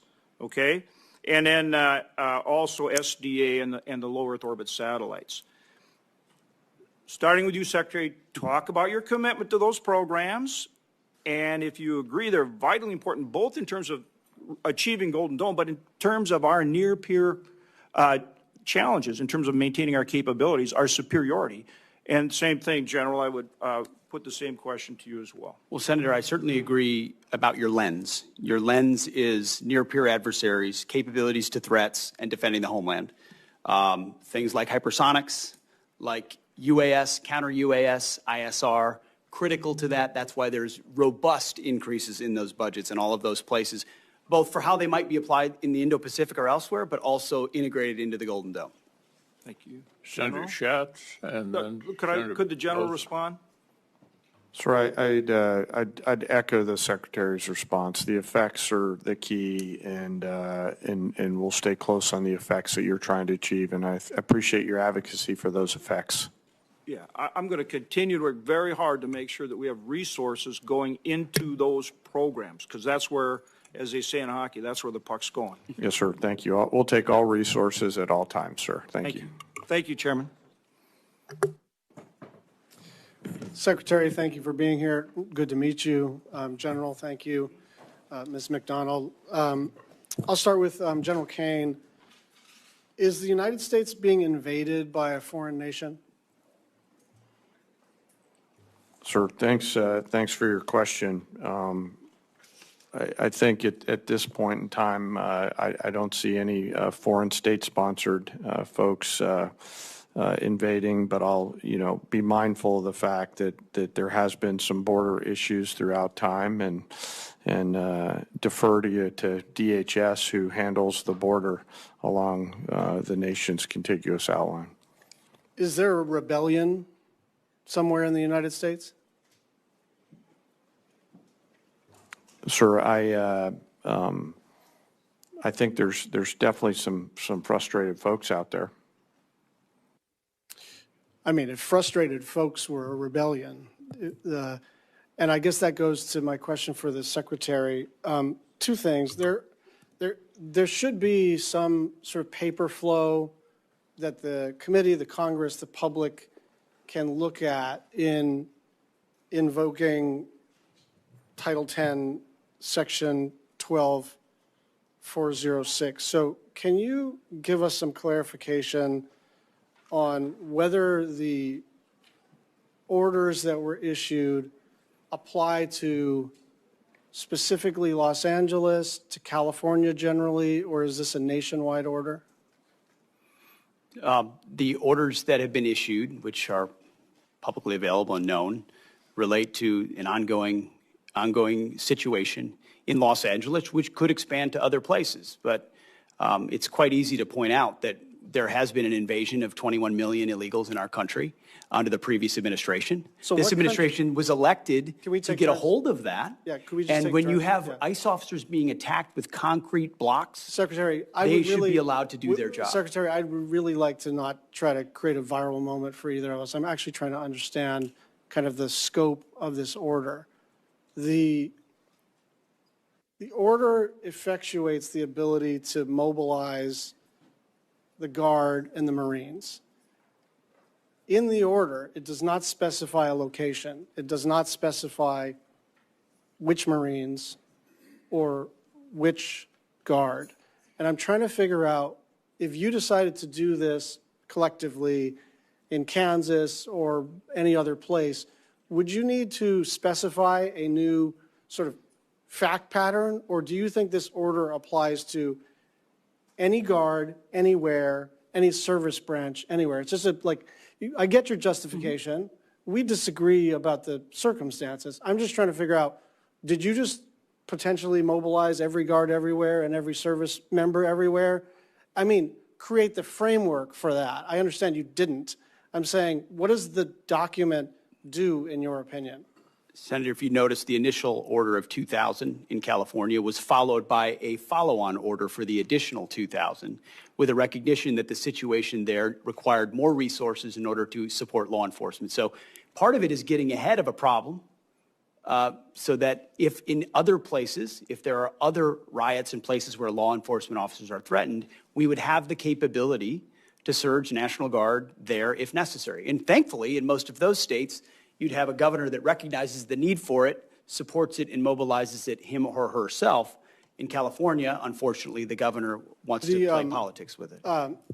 I did step on the last part of your sentence, so I'm going to try to take turns here. Just on the 747 question, did the Department of Defense initiate the conversation with the Qataris? Did they initiate the conversation? How did that go?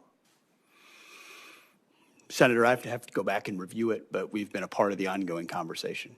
Yeah, but I think it kind of matters who's asking, doesn't it? Ultimately, the Defense Department is, or soon will be, when the memorandum of understanding is signed, in receipt of a gift from the Qatari government that could serve, once it's modified, eventually as something that the president could use. I mean, I think this is illegal and unconstitutional, and I won't rant about that, but I actually think from the standpoint of our collective responsibilities, it very much matters what the paper flow was, who started these conversations. Did it come out of the White House? Did it come out of the Secretary of State or the President or the SecDef or at a lower level or ambassadors? Like, we're entitled to know, because we can agree or disagree about the propriety of this.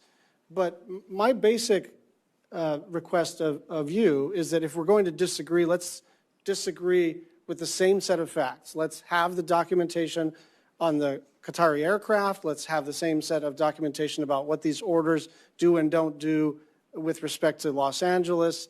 Because if we're just going to scream past each other and then see who succeeds more on the internet, that's actually not the way to do this work.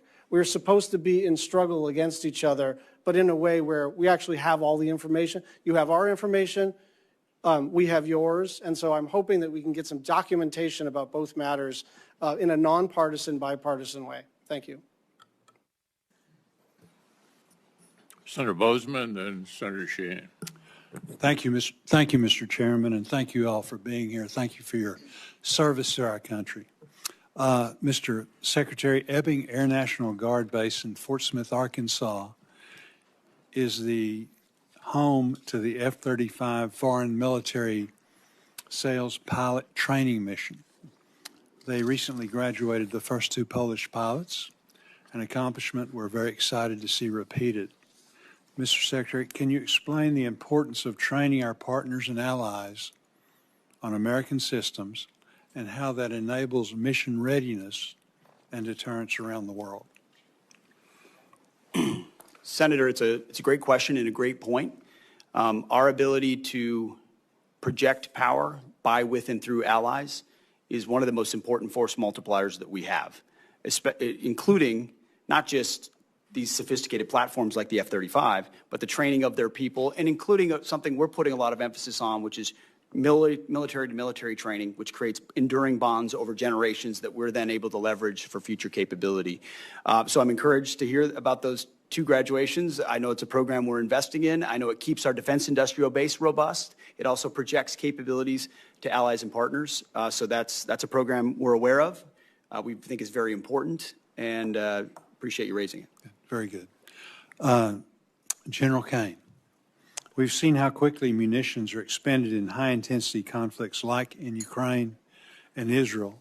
How vital sustained supply chains are in modern conflict, the importance.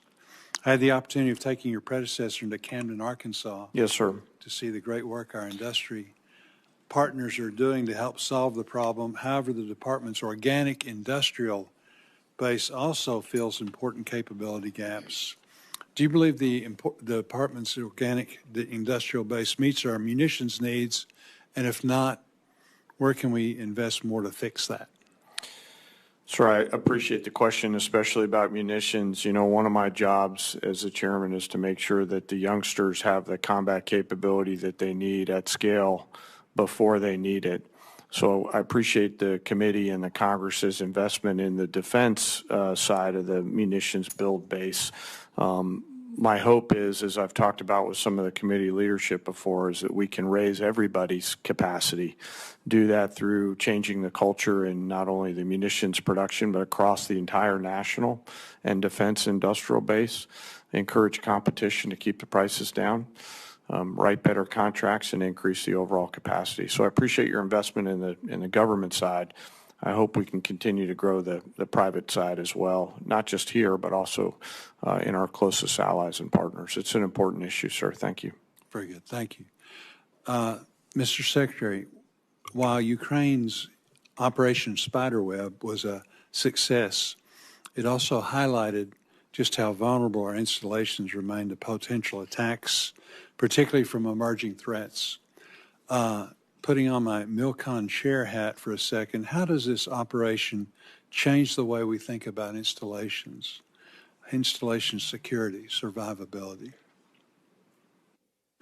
It's an excellent point, sir. I will say that even before that operation, it's something we've put on the forefront of our planning, of the conversations the chairman and I have on a regular basis.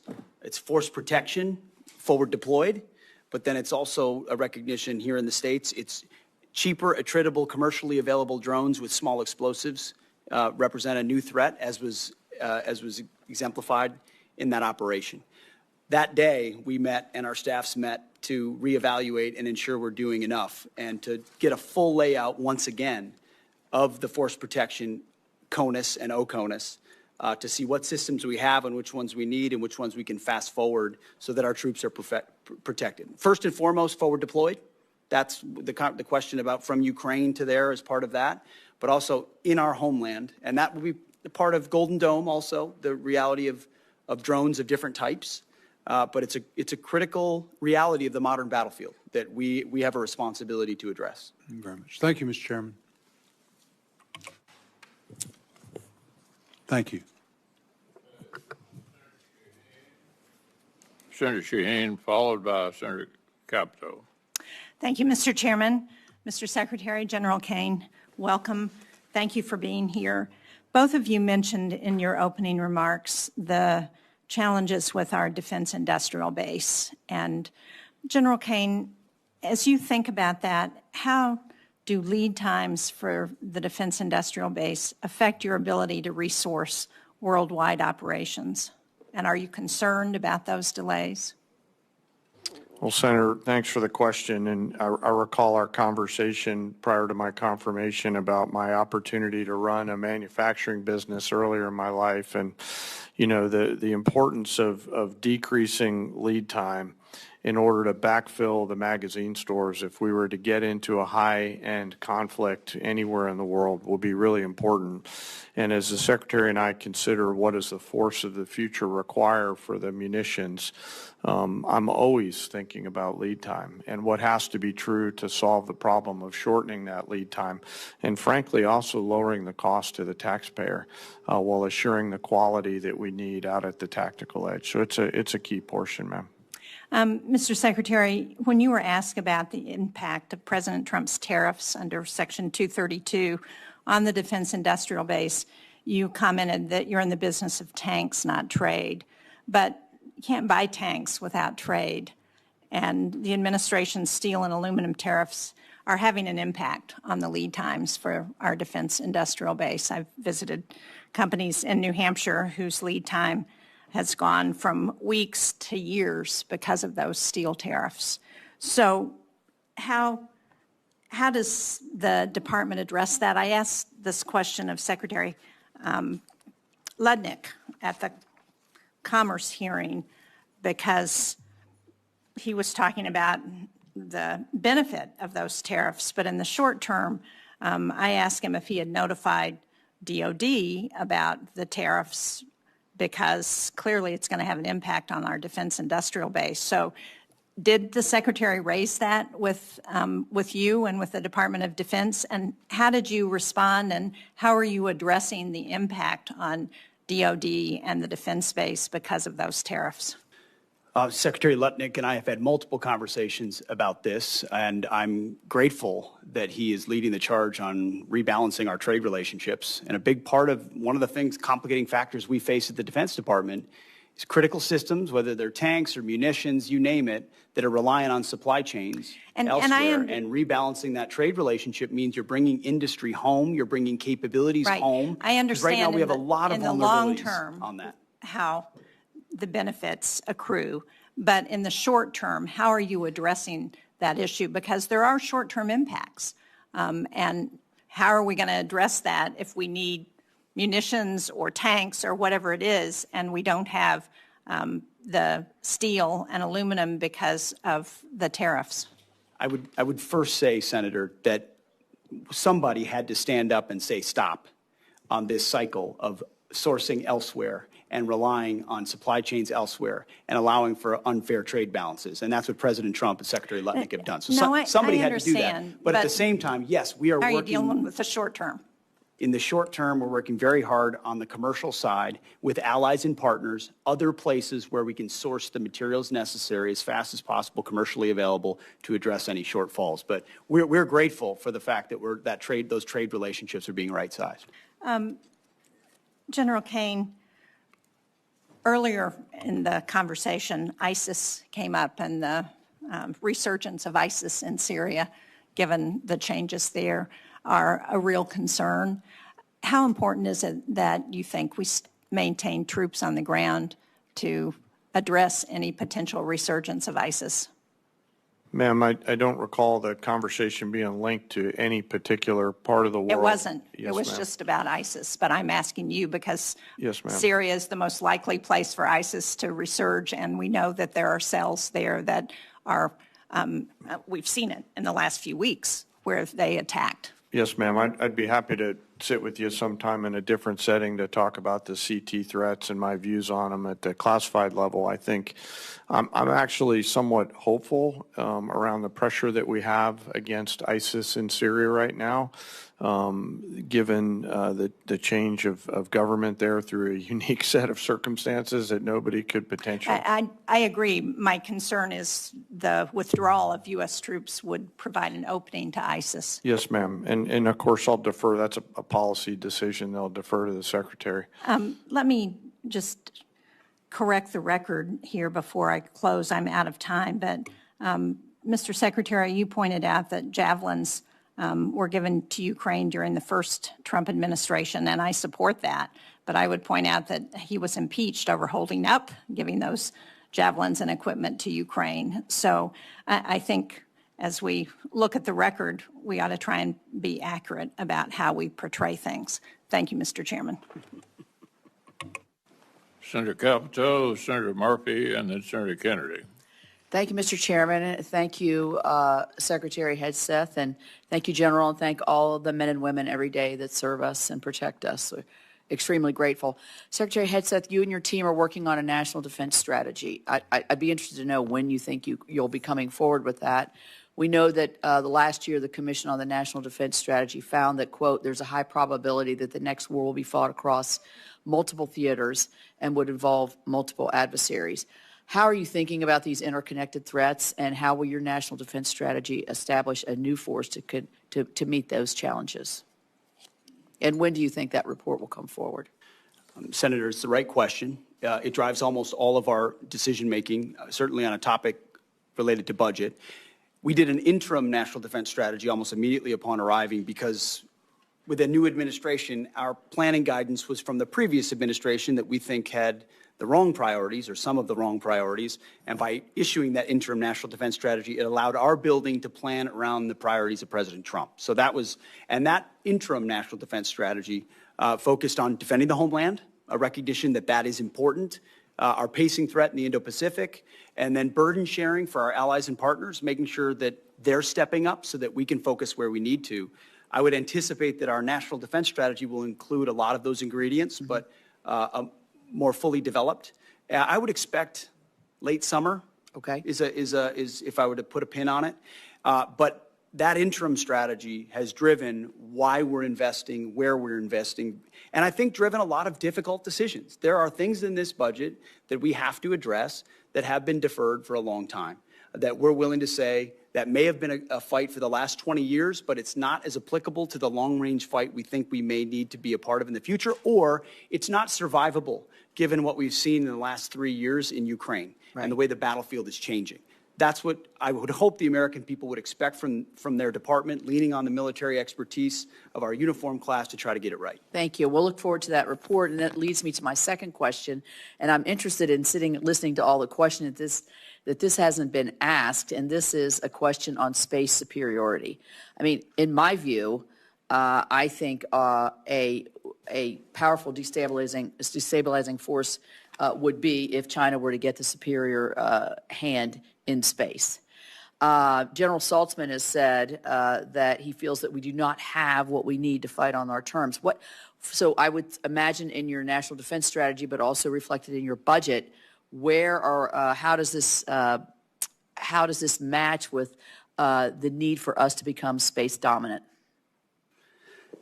I would be remiss if I didn't take a moment to point out that it was President Trump that created the Space Force, when a lot of people said he shouldn't in his first administration, and that's been critically important to us gaining advantages in that space, to include our ability to implement something like the Golden Dome. We also are able to leverage world-class private companies that come alongside DoD to help us with that capability. Obviously, how we rapidly field things is going to matter. And then you'll see, some of which is classified, obviously, ways in which we're investing in this budget to ensure we maintain dominance in space. That is the frontier. That is a COCOM, if you will, that we need to be able to understand fully and defend against and match our adversaries. Well, it's interesting because I think there's a tremendous interplay between the military superiority that we could achieve in defensive capabilities in space, along with what's going to happen in the private sector. Because if we don't achieve this militarily or defensively, we're not going to be able to have the private sector superiority that we all enjoy in every facets of our life. So, last question, you mentioned, and I'm very proud of this fact, that the recruiting goals that we've seen them falling short, with the exception of the Marine Corps. I want to give them a shout out because they were meeting their goals. you said that they are higher. So I assume you have some of the statistics as to how much the recruitment is up. I'm curious to know for women, if the recruitment up for women and how you see that. Do you have the statistics? Yeah, I mean, I think there was plenty of pre-criticism that certain groups would not be interested in joining the military in this environment, and we've seen the exact opposite. Because for us, it's not about women or men or black or white. It's about we want the most qualified Americans possible in our ranks who are ready to go, and they have responded. So across the services, the Army's 4 months ahead. Mm-hmm. The Air Force is way ahead. The Navy's way ahead. And we're going to meet goals well beyond the goals that were reduced by the previous administration because they could not recruit. So we're talking about far surpassing anything that was done before. Is there one prevailing thought when you're doing your after recruiting, talking to a recruit that's signing up? What's the difference? The difference is a commander-in-chief they believe in, Senator. Thank you.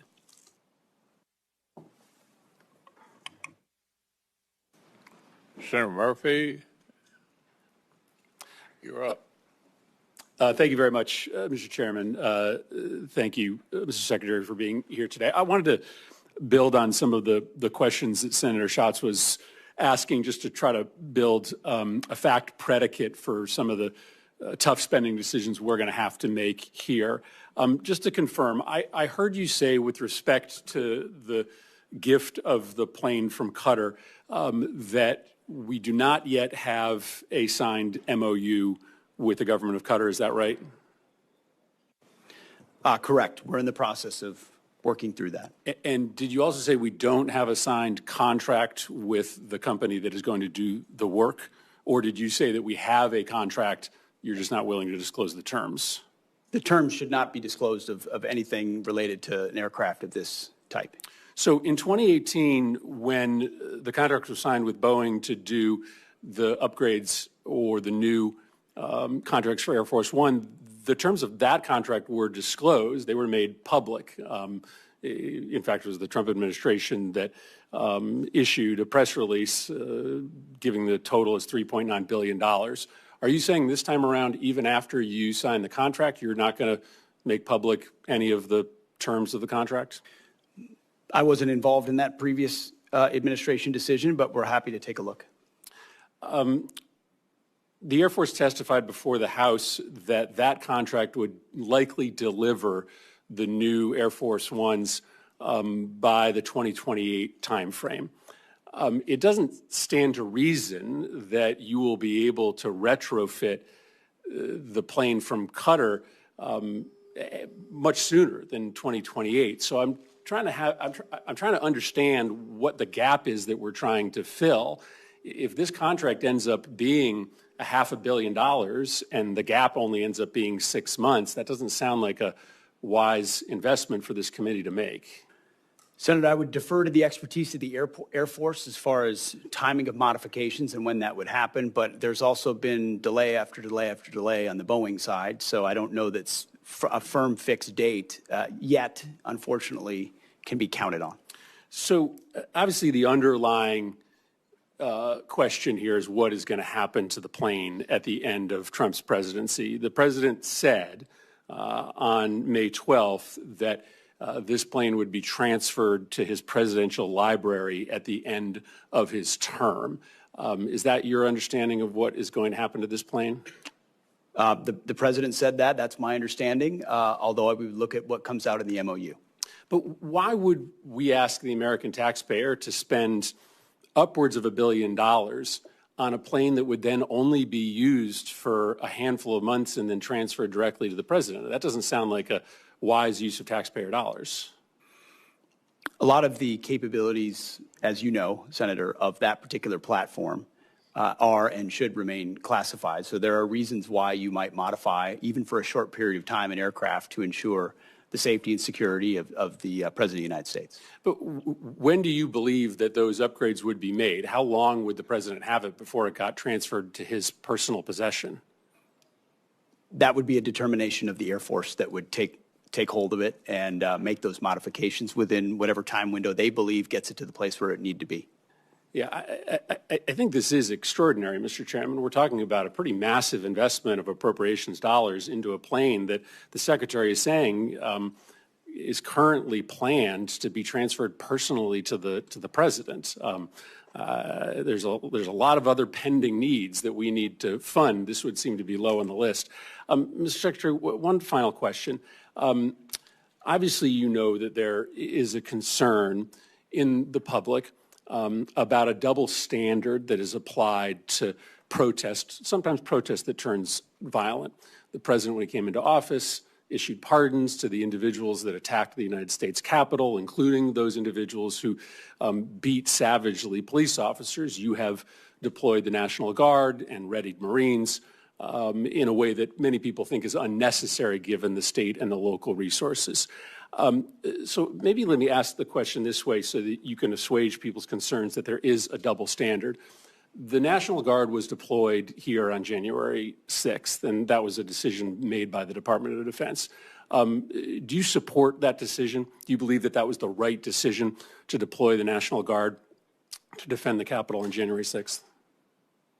All I know is it's the right decision to be deploying the National Guard in Los Angeles to defend ICE agents who deserve to be defended in the execution of their jobs. But I think it's important to know whether you think it was also important to have the National Guard defending the United States Capitol when there were violent protesters here on the President's behalf, to make sure that folks know that you care about protest, whether it's against the President or on behalf of the President. Senator, I was in the Washington, D.C. National Guard when that happened and was initially ordered to go guard the inauguration of Joe Biden. But because of the politicization of the Biden administration, my orders were revoked. And ultimately, because of the politics that were being played inside the Defense Department by the previous administration. But do you support the decision made on January 6th to send the National Guard here to defend the Capitol? I support the decision that President Trump made and requesting the National Guard that was denied. So you do not. President Trump do not support the decision.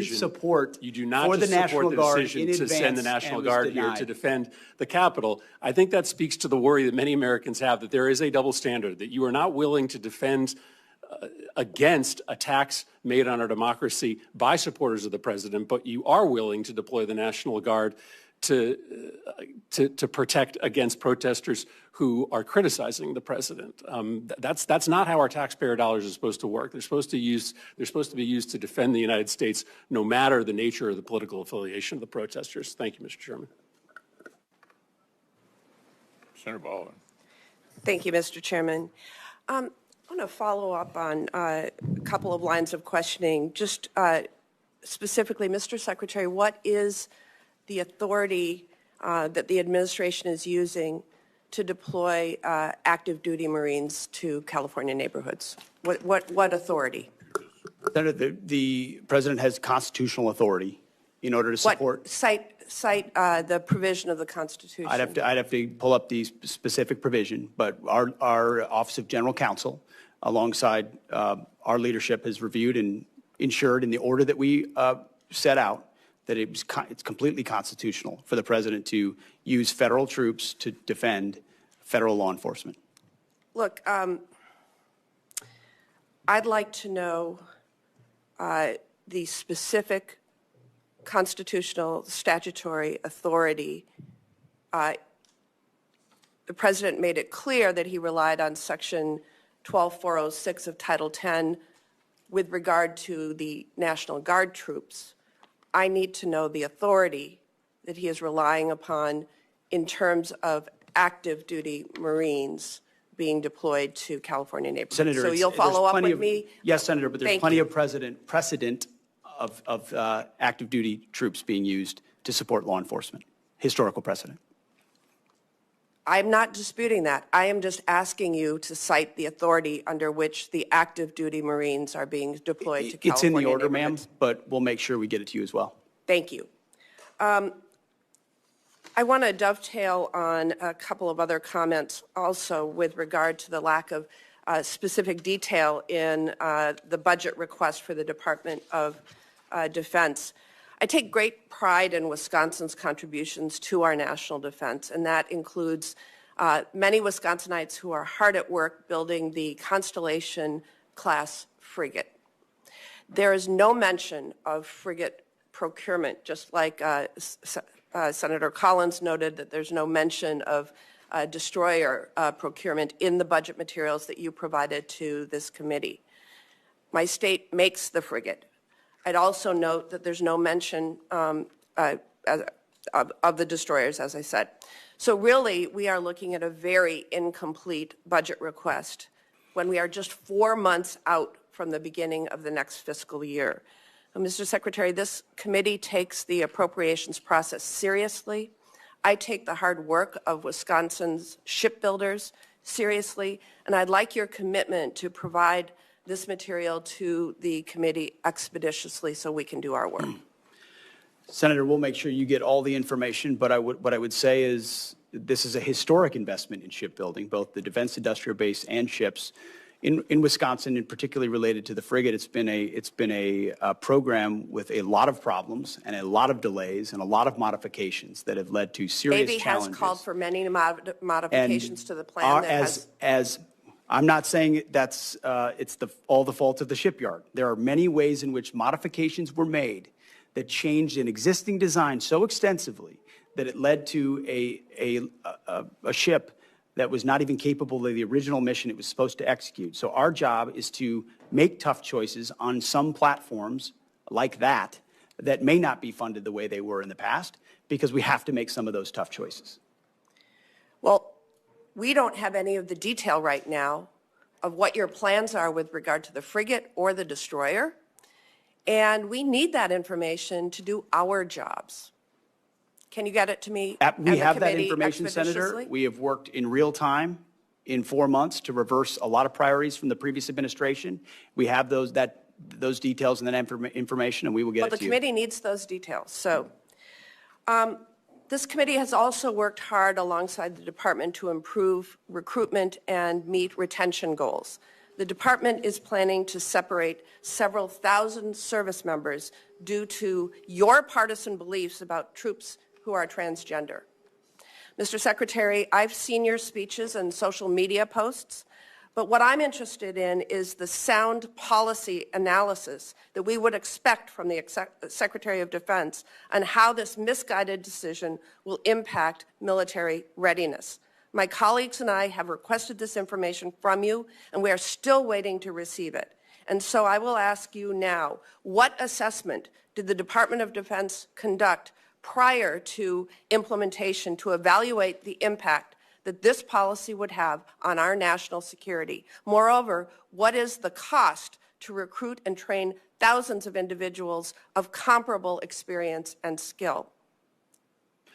Thankfully, recruiting is not an issue. It's at historically high levels, and we're proud of the cross-section of Americans that are joining. What analysis did you do? We did extensive analysis, Senator, and we agree with the assessment of the executive order that was issued by the White House that there are mental health issues associated with gender dysphoria that complicate military service and readiness, and as a result, we made the decision. I have asked for that analysis. Please provide it to me and the committee. We will provide it. And then, Mr. Secretary, I think we can all agree that we are at a critical point in our history with respect to global threats that need to counter adversaries like China and Iran. You've gotten a number of questions along those lines. And I'm disappointed that you are instead focusing on a class of ships named for civil rights leaders. You chose Pride Month to direct the Navy to rename a ship named for Navy veteran Harvey Milk. This committee will continue to pursue serious work in the interests of American national security, and I ask you to choose to join us in that endeavor. Senator, we're not interested in naming ships after activists. That's the stance we're taking. All right, where we are, due to the interests of all of the members of the subcommittee, is right near the end, Mr. Secretary. We're going to call on Senator Murkowski, and at that point, the hearing will conclude, and if anybody has additional questions for the record, they can submit it for response. Senator Murkowski. Thank you, Mr. Chairman. Gentlemen, Mr. Secretary, General Kaine, welcome. And I also want to recognize, General, your your trip north to Alaska last week or 2 weeks ago. We appreciate that. We all know, everyone in this room knows the strategic role that Alaska plays when it comes to being on the front lines, whether it is the threat from China, Russia, Iran, North Korea. We're sitting up there. We host the backbone of our nation's missile defense there at Fort Greely, advanced fifth-generation fighters at Eielson and at JBER, critical long-range radar and surveillance systems throughout the state. We've got key airborne forces at JBER, Fort Wainwright. I mean, it's good. It's solid. We appreciate it, and we think that we're in a pretty critical place, and we think that you recognize and acknowledge that we're in a pretty critical place. And yet the FY25 Defense Budget Overview document that was released under the last administration stated that the goal of the budget request in terms of the Arctic was to, quote, develop a monitor and respond approach. I thought that that was a pretty passive approach in a highly critical region. We don't need to go into how many icebreakers we have versus Russia. The good news is that with this reconciliation bill that we're talking about, we move to make a difference in an aggressive way that is really, really important. But I will share with you that I'm a little bit frustrated where we've got stated support for the role in the Arctic region, and I'm assuming that means the U.S. Arctic region. There's a seeming fixation on Greenland that I think sends, I don't know whether it's a troubling signal or a mixed signal, that we're looking past the significance of the U.S. Arctic and the area that is already part of the United States, and happily so. But I like to remind people, everything that the administration wants in Greenland, when it comes to strategic location, when it comes to resources and minerals, we've got it on the U.S. side. So I think any serious Arctic policy has to start with a serious investment in Alaska. We've built it. We need to do more. I would just ask both you, Mr. Secretary, and General Kaine, your view of the strategic importance of Alaska and more importantly, the broader Arctic, because this is really, when we're talking about DoD posturing to make sure that we're deterring adversaries in the region. I just came from a relatively uncomfortable exchange with the Army Corps of Engineers. We don't have a deep water Arctic port in the United States. Everybody says it's important, and the signal of importance that we got was a $3 million placeholder in the budget. To me, that doesn't signify significance. I'm going to stop talking to listen to both of you. Thank you. Thank you, ma'am. I agree with you. It's difficult to understate the strategic significance of Alaska, whether you're looking at Indo-PACOM, whether you're looking at Russia, whether you're looking at the Arctic, whether you're looking at space-based capabilities, whether you're looking at energy. You name it, it's both a defensive posture, but also a power projection posture that is centrally a central focus of how we plan. Senator, first, thanks for letting me visit up there. I got a full range of academics from your colleague about Billy Mitchell and air power history. How many times did you hear that? Ma'am, only a few. Okay.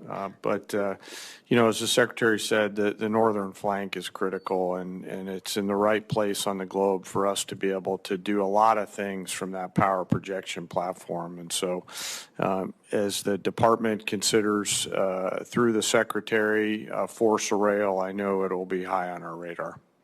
Well, I appreciate that, and appreciate the continued focus.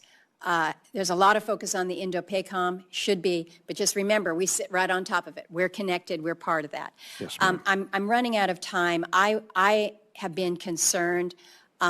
We have E3 capability up north, of course, but we were all counting on the E7 wedge tail coming coming our way. We're kind of limping along up north right now, which is unfortunate. And the budget proposes terminating the program. Again, the E3 fleet barely operational now, and I understand the intent to shift towards the space, you call it the air moving target indicators. But my concern is that you've got a situation where you're not going to be able to use more duct tape to hold things together until you put this system in place. And so how we maintain that level of operational readiness and coverage, I'm not sure how you make it. General Kaine? Well, ma'am, thank you for the question. You know, the E3 and the E3 community have been really important to us for a long time, and I'll defer to the comptroller, but you know, the department has a bridging strategy through investing in some additional airborne platforms in order to gap fill while the space-based capabilities come online. Yes, sir. Thank you. Ma'am, we do have in the budget $150 million in FY26 for a joint expeditionary E2D unit with 5 dedicated E2Ds, and the budget also funds 4 additional E2Ds to fill the near-term gap at $1.4 billion. And can you tell me how that will that have implications for what we're seeing up north in Alaska?